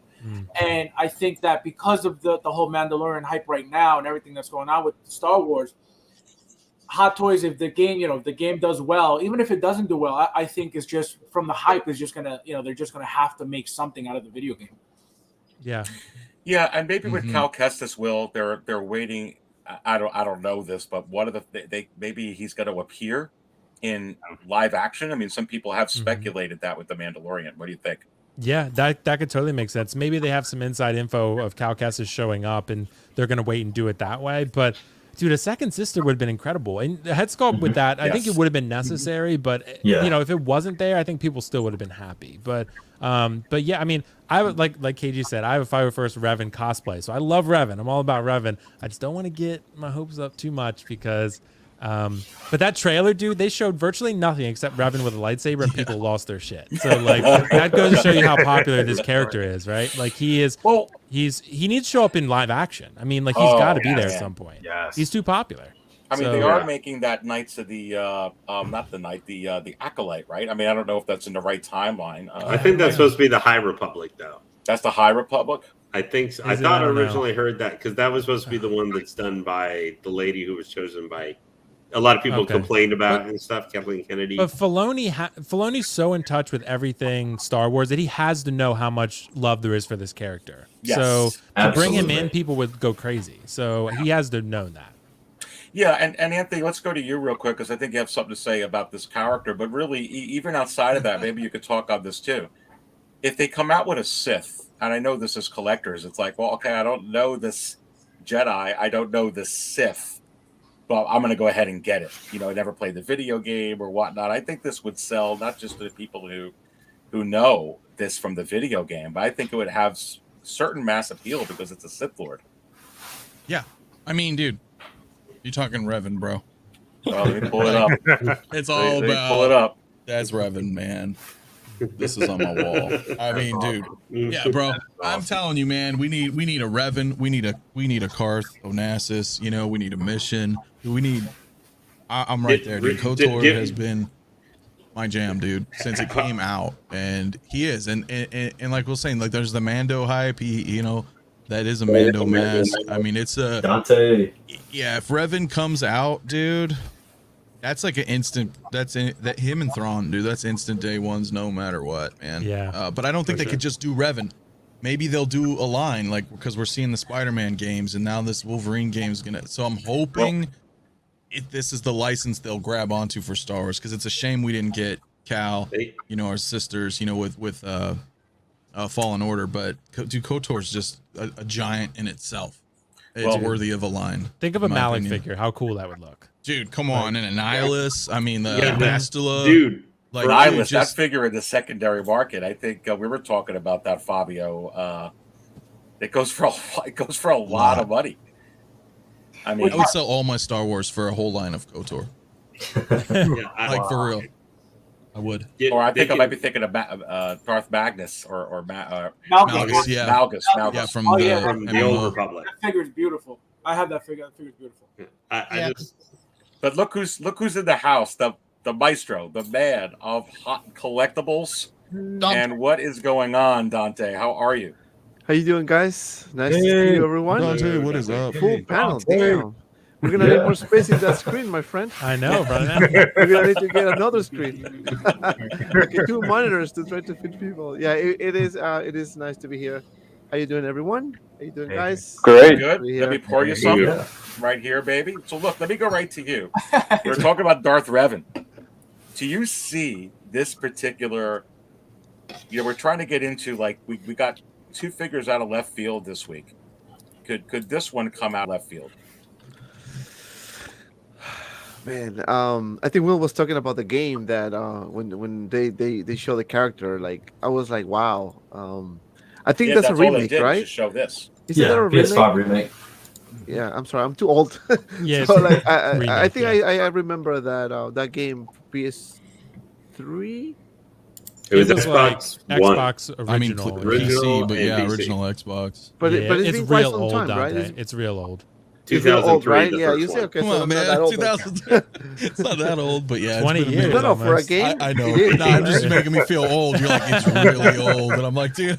You know, I haven't played. You know, I haven't played video games in quite some time. I play FIFA though. Oh, there you go. Here, you know, once in a while. But I used to play that a lot, FIFA. But anyway, Raven, is it possible that we're gonna see the figure like a release or announcement? Mhm. I think it is possible, but I don't know. I don't think this year. I think maybe Yeah. sometime next year, depending. I don't know when the game is coming out. I don't know what else they've shown so far. Doesn't have a release date. It's, Doesn't have a it's release date. years, Minimum it's years 2023, but probably 24, I would think. Yeah. Really? Okay, so maybe we're gonna wait a little bit longer, unless they give us, you know, we have some surprises in some of the Star Wars shows, that upcoming shows, you know, maybe, who knows? Flashback or or hologram. flashback or something. Yeah, absolutely. Yeah. You have to wonder. You have to Yeah. wonder. I'm going to go to Is It Possible? Figures out of left field. And I actually going to go to Fabio with this. Fabio, is it possible that out of left field you can get, and I'll pull up a couple here because this isn't the only one that's going on with another toy line. But let me pull this up. You're talking about easy money. So this is a credit edition Black Series 6-inch Mandalorian. And basically I think what this is, you know, they have the art at the end of every Mandalorian episode. So they call it like the ending credit edition. They have this out. And guess what else that they have out with this? They have out one of these for the heavy infantry Mandalorian as well. Could you see Hot Toys getting into some stuff like this where it's like, hey, we've got this figure made, let's put some different paint apps in it, like a la an animated Boba Fett, a vintage color Boba Fett, and doing something like this with these figures? Well, they did already. They have an old white Boba Fett, I believe. So Sideshow. yeah, Side. right. But they already, you know, the fact that they could play around with colors, as long as it makes sense for the figure, there's no reason why they wouldn't do something like that. You know what I mean? Because even if they sell Fabio like 3,000 of them, or it's a con exclusive, I mean, right. I'd buy this. To be honest with you, they don't have to make a lot. They could just make it, like you said, something exclusive, a limited amount, and it'll sell immediately just because it's going to be a rare piece by the time it's gone. Yeah. Well, I mean, we had regular Boba, vintage Boba, animated Boba already. That's Hot Toys. Right. So although as long as they can put, you know, they can play around with anything they want, but it has to make sense for the figure for people to be like, oh wow, that looks really cool. You know what I mean? They can't just start you know, coloring figures for no reason just to give them a different paint up. But I feel like if it makes sense for the figure, absolutely. Yeah, and Dante, since you just came out, I'm going to go to you again here. I mean, from you do a lot of reviews. I mean, looking at this here, imagine if Hot Toys did this, it'd be beautiful. Maybe not. I don't know. Maybe this is a specialty thing. Maybe it wouldn't have mass appeal. But I think I agree with Fabio. I think that they could sell a few thousand of these easy. I'd buy it. Yeah, I think anything Mandalorian will sell, but also I think I can see this more possible, that they do some type of concept art Mandalorian figures. You know, something that we haven't seen before, like, you know, the region, you know, how the Mandalorian was supposed to look like, you know, like the concept Captain America, or the concept Iron Man that we had so far.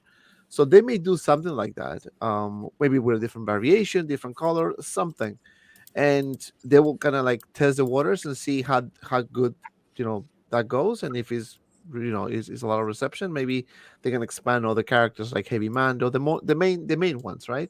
Yep.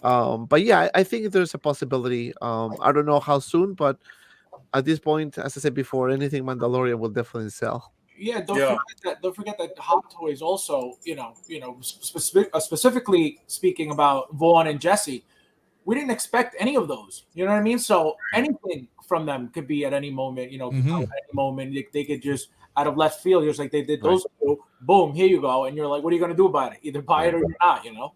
They could do a zombie Mandalorian or Venomized, Jesus Heavy Mando. Yep.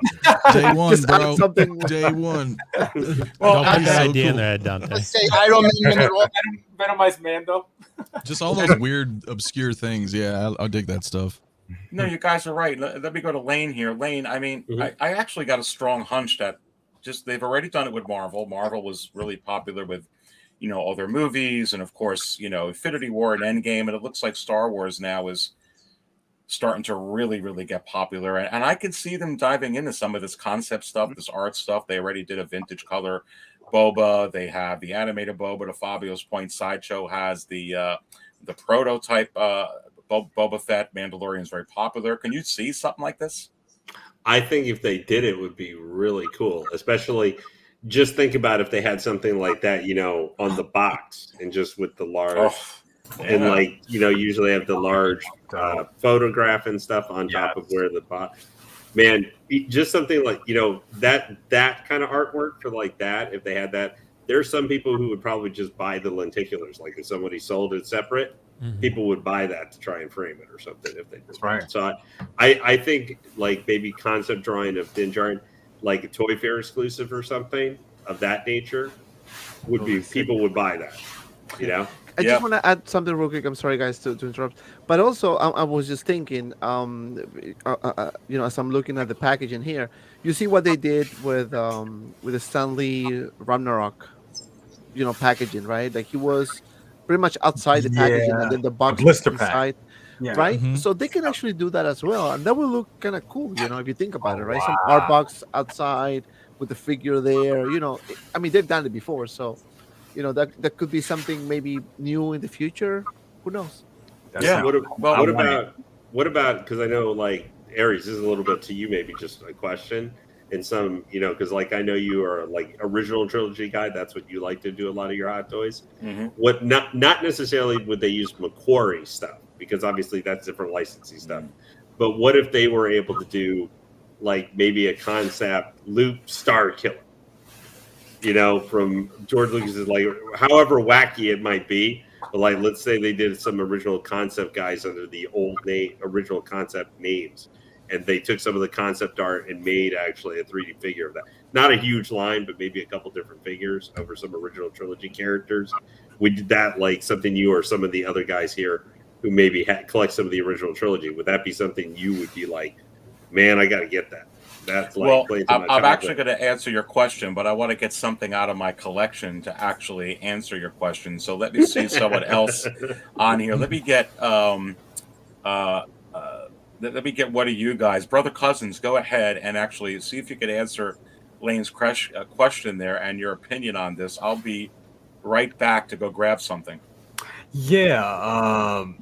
Me personally, I like stuff that's reflected on the screen. And it's not that I don't like, concept stuff. It's just that gives me an excuse not to buy it, because I want to buy stuff that I actually seen on the screen. But no, I think this is actually a good idea, and can definitely see that, coming down the pike at some point. Definitely with the old designs that they had, the old prototype designs with Star Killer and all that. That would be very interesting to see that. And Dante's idea about the blister pack, damn it, I want that. That sounds great. that bring, like when I opened Lando a couple weeks ago, and just looking at the 40th anniversary edition and looking at those big pictures on the side of the box, it took me back to childhood. So seeing that is like, yeah, I would definitely buy that. And some people would buy that to just hang up in their store. Yeah, that will be sick. 100%. So if you guys want to see, Ralph Macquarie, and actually they could do it with some licenses. So here's Darth Vader. There you go. Oh, man, original art, and I'll bring up the actual art box here. Oh man, that's dude. Okay, so Aries, we'll call it the Hot Toys Wizard, and you'll order 2. Well, I'll definitely order 1, baby, for sure. Aries, I think that's the one I bought from you, right? You didn't ship it yet. Oh, I'm so sorry. What are you waiting, man? What are you waiting for? Hey, yo, Aries, I got this here. I took the blue parts off of my Death Watch Mando. I don't know if you can see it too well on the, but it's pretty much essentially the same look with the blue. Oh, doing some kid batching over there. So they could easily reissue like that with the blue here and then the blue. Wow, that's a good thing, man. I didn't think about that. That's pretty good. That That's looks I think pretty they could do it that way. And then you're gonna have your Death Watch naked on the side. Yeah, I do. With no armor, nothing like. He's like, please don't shoot me. Well, you know what's interesting about this? So let me That's go a to good Will. Will, I guess it seems like I just showed a figure of my collection. You see something that Peyton just did. Yeah. I think that there is at least a con exclusive, and how Star Wars is getting popular. Marvel, they've done it with Marvel. I think there perhaps is a market for them to do something like this credit scene, like the Black Series is doing with the Mandalorian, Heavy Infantry Mandalorian, Boba Fett, something like that. What do you think? Yeah, I do. I think Hot Toys is gonna. I think someone mentioned this. Hot Toys is gonna milk Mando for anything they can get out of it. Everything Mando is selling, this would be no different. I don't think. Yeah, it's a different looking Mando. There's gonna be probably a different Mando armor in the next season. Even though he has all his Beskar, there'll be something different. Maybe he'll get a paint job or something different. So this would just be Mando's gonna become like Iron Man. You know, like there's going to be which mark are you looking at? Which concept version are you looking at? Mando is becoming that popular. I don't know about overseas in Asia, but at least in the States, Mando is. So, yeah, I could totally see this. And I could see a lot of people picking it up. Even if it's a con exclusive or something else. Yeah, for sure. That's a good point that you mentioned. I'm sorry, that's a good point that you mentioned because also I think we're gonna see more the actual Mandalorian with the full armor rather than without the helmet because he's doing the HBO show The Last of Us. Yeah. So he's probably gonna be kind of busy doing both, and maybe somebody else is gonna do that part for him, and he's just gonna do the voice. Somebody mentioned this in the chat yesterday, and that was kind of interesting. So maybe we're gonna see what you just said, different variations of the suit, maybe different type of armor, maybe something different, but because they have to, keep evolving the character. Yeah, And they want to sell toys, so yeah. Yeah. Exactly. The suit's got to be different. The longer that they make or they stretch out the series as well, so the longer they make it, they're going to keep adding new stuff, and that's just more money for Hot Toys. Right, the collection tour, right? Even if it's slight variations, they're going to change the suit every season. Yeah. I don't think so. I don't think. I mean, even Darth Vader had a different cod piece. He had different armor. Like every Darth Vader, every suit is different. So Yes. like A little thing I understand, Will. What I'm saying in the series, it doesn't make a lot of sense to keep changing his, because that's the thing. When he upgraded his armor to Beskar, in theory that you can't get better than that, right? So that's the Beskar armor. So he can't upgrade it again. So you would have a whole thing like with either being robbed, and you know what I mean. And I don't know. I think it's more possible that we see more other Mandalorian armor that will replicate on Hot Toys and stuff like that. yeah, that makes sense. But I mean, they could paint the Beskar or turn it a different color. I mean, like Somebody in the chat said gold. Yeah, I was thinking gold but he change might the do flight that. suit. I mean, because the silver is good, but it looks a little, flat. So They will find a way too. They will find a way to modify. Does it have super to be Beskar. something Like, right? Does it have to super? Whoa. Does it have to be super crazy or the helmet Right. make it? I mean, the helmet is gonna continue having that shape because that's how we know Mandalorian. Right. But maybe some pieces in the armor, maybe I don't know, maybe a lighting or something, But they're gonna find small variations for sure, maybe an extra accessory, maybe an extra weapon, maybe a different backpack, which to me would be much easier to change, right?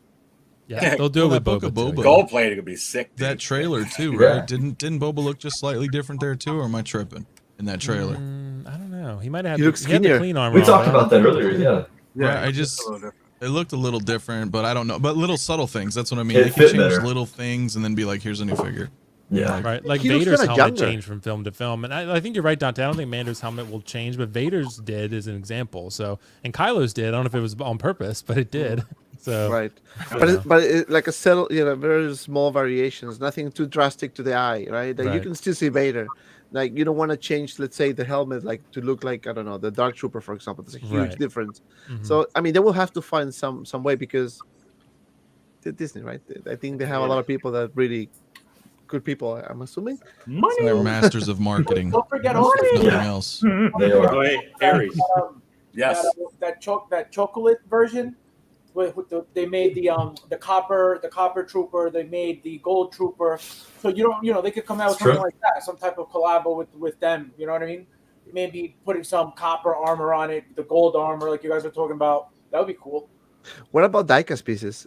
Have you One thought of the about chat it? said that, yeah. Like to have a Mandalorian with a die cast pieces that you can actually Yeah, that would be the hold next or take one. it out, Yes. right? That's With a a lighter very, feature, very maybe high the visor, or I don't know. I mean, they can do a lot of things to make a lot of money for sure. And Yeah. we're gonna be like this.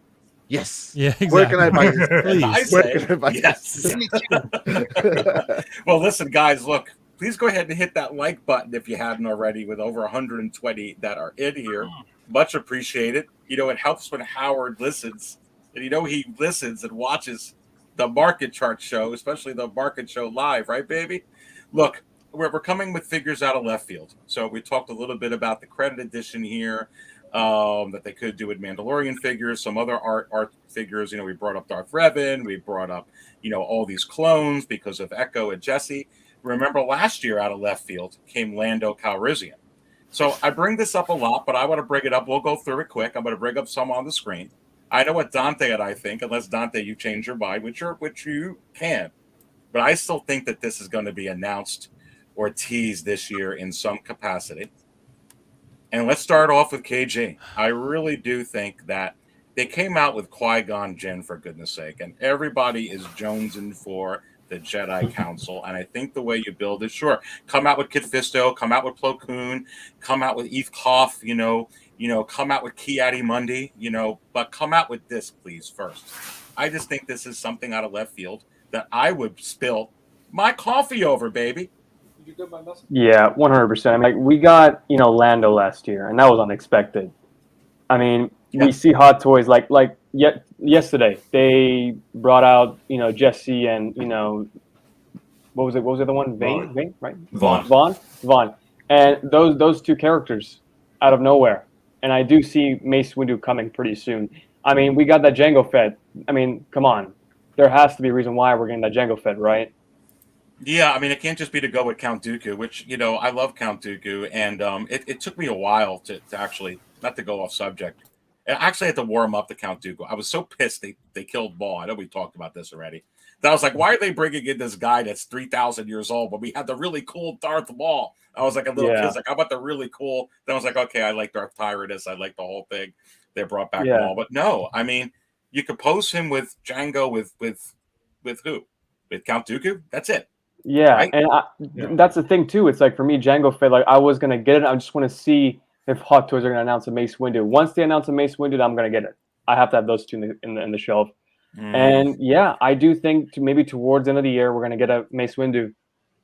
It'd be great to go with the Django. It'd be great to go with the Django. And let me go to Dante with this, because Dante, I know that you were thinking this was going to happen this year too. You may have changed since the last time we talked on it, but what do you think? No, I never said that. I honestly still believe that we're gonna see some type of Mace Windu this year. It is long overdue, and this is I think we all are in an agreement that this is long overdue. I mean, they have to give us this guy. I mean, they have pretty much everything. We always discuss this in every show. I mean, Howard Chan, I don't know if he's watching, but come on, man, like seriously, Mace Windu, it's been forever. We need to have this figure for sure, and especially if you're gonna see them Mace Windu in the Book of Boba Fett or the Mandalorian, at least give me the original version of him. Right, and this will be perfect. I mean, can you imagine, how this is going to help the Jango Fett sales? Yeah, like it will boost it quite a bit. I mean, as soon as it's announced, people are going to start pre-ordering that Jango Fett. And it's going to be another heavy Mando. Exactly, and Jango Fett is according to what I was told. Again, maybe that changed, but it was supposed to be out early by December, right? Because it's due, I think, sometime in January.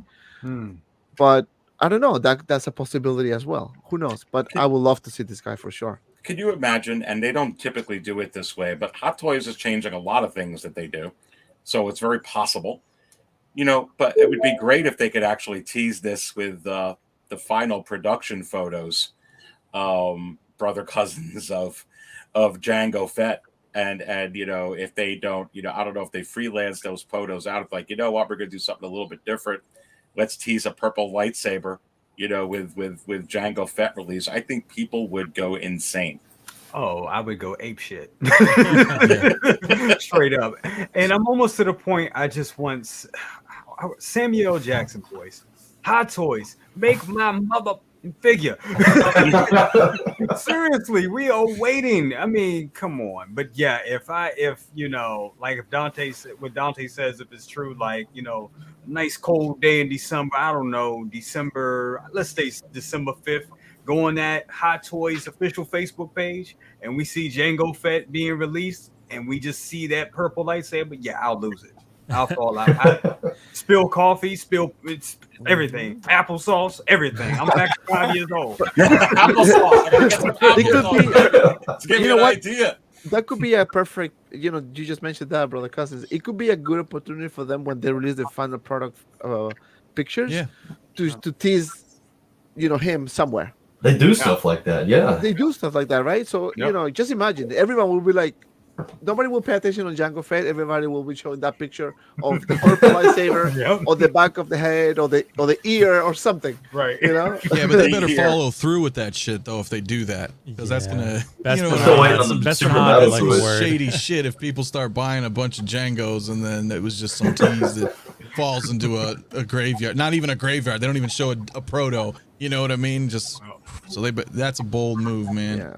So if they do it, they gotta follow through. Yeah, but guys, I mean, I feel, and Peyton, I'll ask you this. I mean, even if we're wrong, and I think this would break the internet, but maybe it wouldn't. Maybe it'd be like Qui-Gon for whatever reason, and just it's not that popular. They're certainly going to be able to sell 4,000 or 5,000 of this, don't you think? I mean, to me, it's like no brainer. They already got head sculpts, and Desi pointed out that there's a character that Samuel L. Jackson played, but before the one he plays in Marvel, that there's a Hot Toys figure from 10 years ago on some movie. I forgot what it. They already have Spirit, that they have 2 head sculpts of him. Yep. Oh, wow. It is Samuel L. Jackson. You can put Mace Windu aside. People will buy it just because it's Samuel L. Jackson. Who doesn't love this man? Like, and the fact that it's a cool character like Mace Windu, and you everybody wants it with their Jango Fett. They're gonna sell these, and it'll be on the top market sideshow for like a month. Everybody will buy this, definitely. Yeah. Rod, I see you shaking your head no, so talk to me, baby. Once more, I'm the against the vote. Yeah, I think there's a reason that didn't come out yet. Like you guys are saying, it's Samuel L. Jackson. Everybody would love him. He's the guy that goes above and beyond to actually be part of the Star Wars as an actor. I don't think he goes above and beyond to sign a contract on his likeness. So what I mean is that there's a reason that's not coming out. Even though you guys said, "Oh, there's already a head sculpt." The fact that there's a head sculpt doesn't mean anything, because if the contract says that head sculpt was for a certain figure, they can't use it for another figure unless they sign another contract, right? Mm-hmm. So I feel like there's a reason, not to be like a party pooper here, but I think there's an issue there that needs to be solved before that comes out. It's the same thing, in my opinion, as C-3PO. There's a reason that Well, there could be. It could be that, Rod, and it could be because of some licensing issues. But is it possible, Rod, that it could also be because they were planning this, and they were planning C-3PO because they have 2 variations of C-3PO. I'm going to pull him up on the screen in a minute. But remember when they came out with those 2 C-3POs, and everybody's like, where's the heck? They had the one with the red arm. They had the more rustic one. And actually, let me go ahead and pull them up while I'm bringing this up to you. That was a dark time for Star Wars, because once we got into The Last Jedi and then that Solo, no one went to go see the movie. And, is it possible that Hot Toys was like, look, a lot of the stuff we had up here, Kit Fisto, 2 versions of C-3PO, let's just forget it right now. Let's just put up what Disney is making us put out, right? They made them put out the Sith Trooper and all that. So, Rod, could that also be a reason? And now they're like, look, it's popular again. Let's start thinking of these again. What do you think? I think, of course, it is possible. But in my opinion, I don't think that's the reason. Simply because it will be just too clear. The thing is, Sideshow was selling and they were not selling it. So it's almost like there's either a contract there or an agreement, that they're not gonna, sell the same figure. You know what I'm saying? At the same time. I don't know. I think there's more to it than just like a strategic, especially because Hot Toys, when they do with strategic postponing of figures, they usually just have no sense at all. So that actually Well- makes sense. What you're saying makes sense. Right. I just Well- want to add. I'm sorry, Aries. I mean, they did have what was that? The R2D2 Sideshow R2D2. They had it, and then they had the R2D2 Hot Toys. Yes, but Uh, afterwards, No, yeah, it was afterwards, yes. But they were able to no, but they still have it. They still had it at one point in stock, and then Hot Toys decided to do a couple of versions of R2D2. But I think the difference here is that for example, for C-3PO, right? We had a prototype. They had a prototype there to show. They didn't show anything about Mace Windu or Samuel L. Jackson. So I'm thinking it is possible that could be contractual, differences or whatever. But I think it's more, finding the right time to release the figure. I think because if you think about it, before the Mandalorian, it was a different Star Wars market. After the Mandalorian, this is a different field now. Different. Everything changed after the Mandalorian, and that's a fact, right? You see a lot of things selling out faster for Star Wars because a lot of people, because of the hype. Now we're gonna have the book of Boba Fett. We're gonna have Anakin show. I'm sorry, Obi-Wan show. We're gonna have Endor. So we're gonna have a bunch of other Star Wars stuff coming, which is gonna shake the market as well, Star Wars market. That is. So I think it is very possible that it could be a licensing issue, but also I think that they were in the right moment to start releasing those older figures because maybe back then they weren't too confident to put a Windu, for example, when Star Wars was falling apart because of the sequels, that people were not too happy about it. Not everyone, some of them didn't like the movie.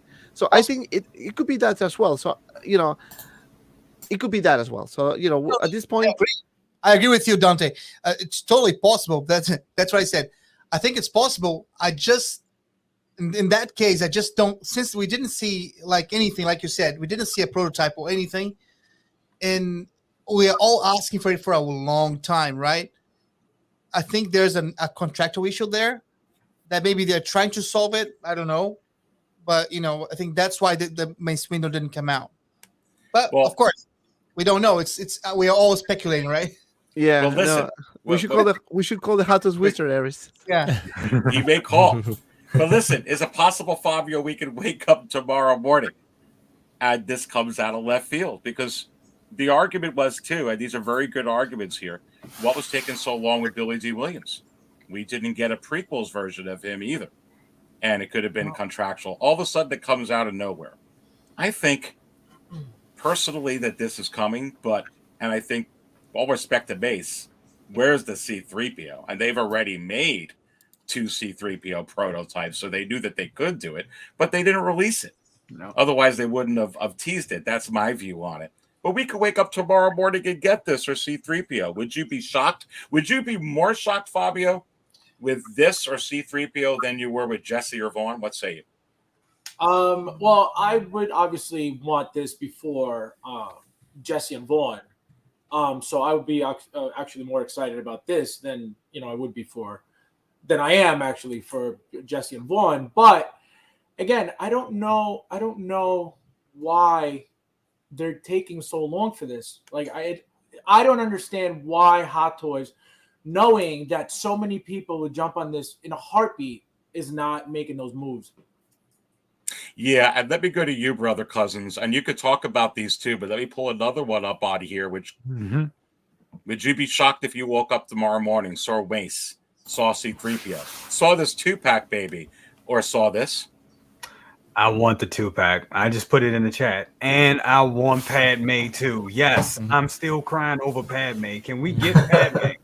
Padme. What happened to Padme? Where Padme? I felt her. I want Padme. Is she safe? Is she all right? It appears in your anger you spilled coffee over her. Put it up on eBay. Let's go to Lane. Lane, would you be shocked with any of these? Probably. Honestly, I would. I think Padme's gone. Like I think that boat sailed for her possibly coming. C-3PO, we've never seen anything from Hot Toys from him, so I think there's that leaves the possibility he could get made, barring whatever what you guys were talking about earlier, contracts, likeness, whatever might be the legal issues or other things that would need to get ironed out. I've already told you, Aries, I don't need a Mace figure because I personally have not cared for the character, whether in the Clone Wars or in the prequels, because I always thought he was a jerk to Anakin. But that's the character. But if they did him, Turns out he was right being a jerk to Anakin. well, yeah, but he might have done that From a certain point of view. Yeah. Yes. Hello there. Anyway, But keep going. Oh no. that's the figure I want, because now. What the heck's taking so long on this one? So Toy Fair exclusive 2026. There you go. Oh gosh, man, that's just cruel. That thought processing. But Right. this is the one that I want. The Obi-Wan to go with the Anakin, because I've already got the Anakin in Clone Wars. I got Rex. I got Cody. I've got Ahsoka. I mean, it's like if we just got one more of that series, Clone Wars, like that was going to be the end. You have to Wouldn't get he this need one. to be the one? Yeah, Lane, we got to get this one. I mean, because we just got Jesse and we just got, Vaughn. So, Will, this is less of a shock to me now for them to come out with this and put this out. And I think it would probably boost the sales, Will, of the Anakin, which is going to be coming out probably any day. Yeah, dude, I'm honestly, this is another one that I'm surprised is in the Hot Toys graveyard of prototypes, right? Like, this is one that I thought for sure was coming out, like, no doubt about it. It's not like Padme, where I was like, or Zemo, where you're like, I don't know, like, maybe, like, I could see, or Kid Fisto, where I'm like, no chance. But Hot Toys, they seem to flex every now and then, like, hey, we can do this figure, and we're going to show it to you, but we're never going to make it. So they just do that. But Obi-Wan, I'm shocked. I mean, I could still see him going the route of being announced any day. I'm still very surprised that he does not yet exist. But as far as, Mace and some of the others, like Mace, I mean, I could totally see a Mace Windu being made, but Rod is right. I mean, it's very peculiar that it hasn't already been made. I mean, it's been a long time, right? And C-3PO is even more peculiar. That one, there has to be some sort of logical explanation for why C-3PO does not exist. And if Hot Toys communicated at all, we'd probably know it. But they don't. So here we are, because C-3PO is one of the most pivotal characters in Star Wars. And him not being made, they've made multiple R2s. Like, it just seems a little bit, something's off there. Something's wrong. Yeah. In any trilogy. Yeah, but as far as Mace goes, I mean, yeah, I would love it. I would totally buy it. But also, I'd love to see, why is there not, I mean, Grievous, I kind of understand. Maybe there's practical concerns. But like an Episode 3 Palpatine, right? Like, that would be really great. That would be something I think people would want. Like, so it's a different version compared to what we have. So there's a lot of decisions Hot Toys, Bespin Han was showed and never made. So, True, yeah. It's just, there's a lot of characters and little head scratching decisions that you could look at and be like, oh, they probably should have made that, but didn't. But I'm assuming their market data tells them otherwise. I don't know. Or there's contractual issues, but it's purely speculation, because Hot Toys doesn't communicate. So we have no idea. No. It's not look, like studios. Yeah. Yeah, no, Will, and I'm actually getting a call from the Hot Toys Wizard. Pause for me one moment. Problem solved. Hey, Hot Toys Wizard. You sound like Brie Larson. This is a Star Wars show. I don't want to hear from Captain Marvel. Come on, baby. All right. Are you sure? Are you positive? You tell me this every week. That there's a big panel. Some of them are going to agree or disagree. Yeah, I know people will lose their shit over this. This is the first time my cousin to do it my show. All right, let me put it on, baby. Look, would you guys be shocked if you woke up in the morning? This is the left field out of all left fields, and I think they're going to do it. Dante and I have talked about this as to why we think they're going to do it. Oh my God. I want this so bad. Here's the thing with this, guys. Whether they I really think that they're going to come out, and I'm not flashing it out of the screen. I really think they're going to come out with the Bespin Luke. And both Dante and I feel that way. Whether they come out with a new head sculpt for that or they don't is debatable. Because, Hot Toys, they've reused a Leia head sculpt, which really is phenomenal. They could just keep reusing that, in my opinion. Yeah. But, the Luke Snowspeeder pilot looks good. Certainly, if they go ahead and they actually give us the Bespin Luke, I just don't see them, baby, saying, okay, We're going to reuse that head sculpt now. We just redid Bespin Luke. We're going to reuse it when we reissue the figure.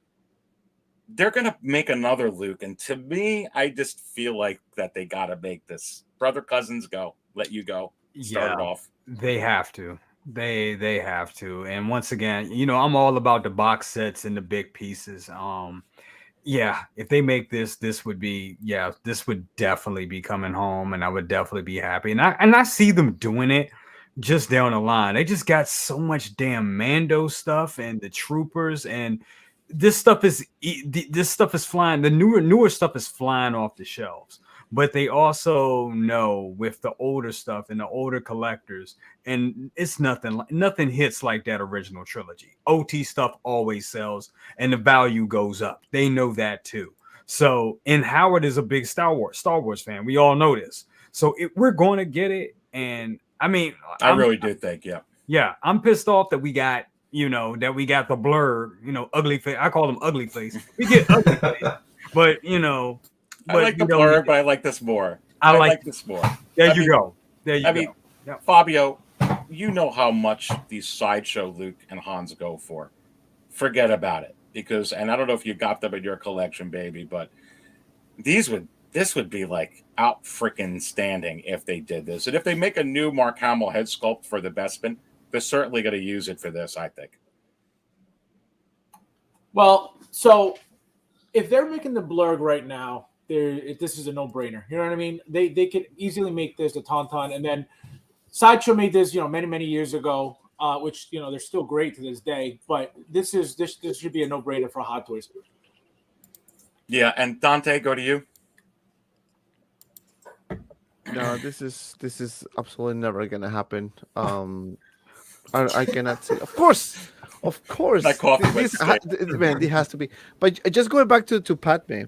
So next year is going to be the 20th anniversary, right? So now that I'm thinking, is might as well very possible that we can see Padme, and also we can see Anakin for the Attack of the Clones, and potentially maybe I'd lose it, baby, if we got put that. Windu as well. Can you because imagine? all of them fall under the 20th anniversary, which is going to be next year. A love pack, baby. You're going to get Padme, and You Attack of the Clones. that so we can redo the reoccurring mem of Padme and Anakin from that. That will be a perfect. That will be a perfect timing to do this. The reason being is because, like, I guess in summer, I was told that Padme was about to be announced at one point, but then it started dragging and dragging and dragging. Same thing what happened with Cyborg. I was told way before Cyborg was going to happen, but it was dragging, and then boom, they decided to announce it. So they're definitely waiting to the right time to do this. 20th anniversary is next year, so maybe they're thinking, why put it this year? Let's do it next year. And people are gonna be nuts about it, right? So let's just do these three guys, right? Padme, Anakin, Windu. That's it. Man, go ahead. Dante, I'm sorry. I'm seeing both. I'm in a big scene. Go ahead, Lane. No, I just wanted for Man of Collectibles. Don't you think we did that Padme just to erase that facial sculpt that we saw for that Gentle Giant, figure of her from the arena that Gentle Giant revealed? If you guys haven't seen it, go take a look at it. You're going to say Hot Toys. Please make this just so that I can burn that out of my memory. Sorry. Anyway, that was all. I'm sorry. He was talking about that, and I was like, man, I remember looking at that, and that hurt my eyes. Well, this doesn't hurt my eyes. This actually. Yeah. I mean, that's just beautiful, and I can see the Padme. Yeah, listen, a Padme and Anakin 2-pack. I really need the Anakin from Attack of the Clones to go with my Qui-Gon Jinn and my DX-16, please, though. I'd not that Anakin, the Obi-Wan, excuse me, the Padawan Obi-Wan. I hope we get that. That would be absolutely sensational. But look, guys, we are at 2.5 hours, and here's some huge fights tonight. I don't know if you guys are into MMA or you want to watch Colby Covington versus Kamara Usman or Rose Namajunas versus Wei Li Zhang, or really Michael Chandler versus freaking Justin Gaethje. I'm like super pumped up. So, but let's go through. I want to promote everybody here and their channels. Obviously, Lane and Rod, thank you so much for being on. You're great supporters of 6 Scale Cantina. Yep. But I'm going to give you guys all like 20, 25 seconds. Anthony, go first. Go. Because I gotta pee. Sorry. So it just hit me. What's going on? I know. No, I'm just working on reviews and doing the streams, and yeah, I was, like I said, the past few days was kind of so I got a couple like my Miles and Death Watch that I'm gonna be doing, and that's pretty much it for right now. Cool. Well, go ahead. You can subscribe to Anthony at 6 Scale Mafia. I got the link, baby, in the video description below. Paid Strick. Giving away a Hot Toys Captain Rex. I'm giving it away. So, and to enter, all you have to do is donate $25 to the Toys for Tots and DM me your confirmation, and that'll enter you in the giveaway. But other than that, I'm about to go to Taco Bell after this, and that's pretty much it. So. Oh, yeah. Have one on me, baby. Drink it, eat it, and then drink it down with some Spotchka. Oh, you know it. KG. Yeah, thanks for having me, Aries, again. And yeah, tomorrow we have a live stream at 1 p.m. Pacific time. We're going to be talking about the trailer and everything that was announced last week. And yeah, pretty much live streams every once a week from my channel. That's all you get from me. So yeah. Well, good. That's awesome. And brother cousins, what's going on? Yeah, same old. Just putting out videos and getting ready. I'm like you, about to watch the fights in a little bit, and give me some food. That's how I feel. Yeah, give me some Sounds food, good. baby. I got some hot wings coming in with dipping in some blue cheese and have some Spotchka. Nice. Who knows what else I'm going to have? Will, Nice. I get second time. Love it. Dude, thanks so much for having me here. It's always a blast, man. So on my channel, I do streams every Sunday called Collectors Mingle. We talk about collector stuff and, bigger issue topics, news, things like that. I do movie reviews, video essays on my own channel. So more of those coming in the near future. So lots of good stuff. And obviously I do Figures and Flicks with Justin's collection. I do live streams with him. I do live streams with Leia, 1/6 Scale Man. So, you guys will see me around from place to place. Absolutely. We see you on all those, and that's awesome. I'm just That's like an great. infection that you can't get rid of. I just pop up in every place. Well, glad to have you here. And then Fabio, is it possible that you have something out? Talk to me. Absolutely. Thank you for having me as usual. My collection tour is actually up finally. Part 1 is up. You guys can check it out if you want. I have part 2 in the works and part 3 also in the works. But yeah, hopefully you guys enjoy it. Absolutely. And Dante, the maestro, the man of hot collectibles, what's going on in your channel, brother? Well, man, thanks for having me again. Nice to see everyone here on the panel and everyone at home, wherever you are in the world. So thank you for joining us tonight. So we're going to have a Unfiltered show coming next week. Another What's Next episode coming probably tomorrow or Monday. It all depends on I'm very tired, so hopefully I'll record it after this. We're going to have a live stream as well at some point tomorrow besides the Unfiltered. It's going to be a new show. I'm going to be announcing the name probably Monday or Tuesday, so stay tuned for that. And whatever is out, you'll see the reviews, but that's what I have so far. Thank you for having me again. Thanks for coming on in, and let me go to Rod. We're going to go to Rod and lay Rod. So happy that you came on. Again, for the second time, you got anything going on, but it's good to have you here, my friend.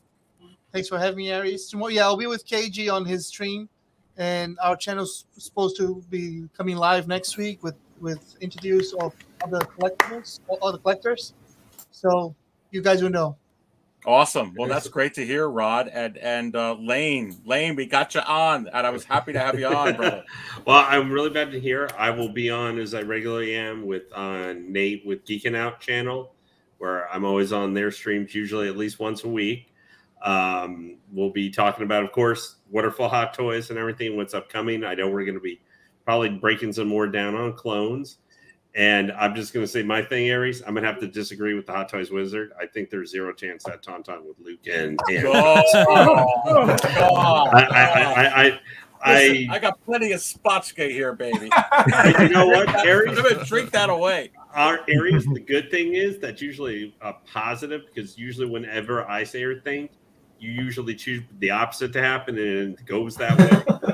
So more than likely, that means that on Monday, instead of hearing about Eternals, we're going to be hearing about a 750 Luke and Tauntaun pack coming out in 2023. Or at least the frog. But that's the one I really want. Give me Ahsoka. Like, that's the figure.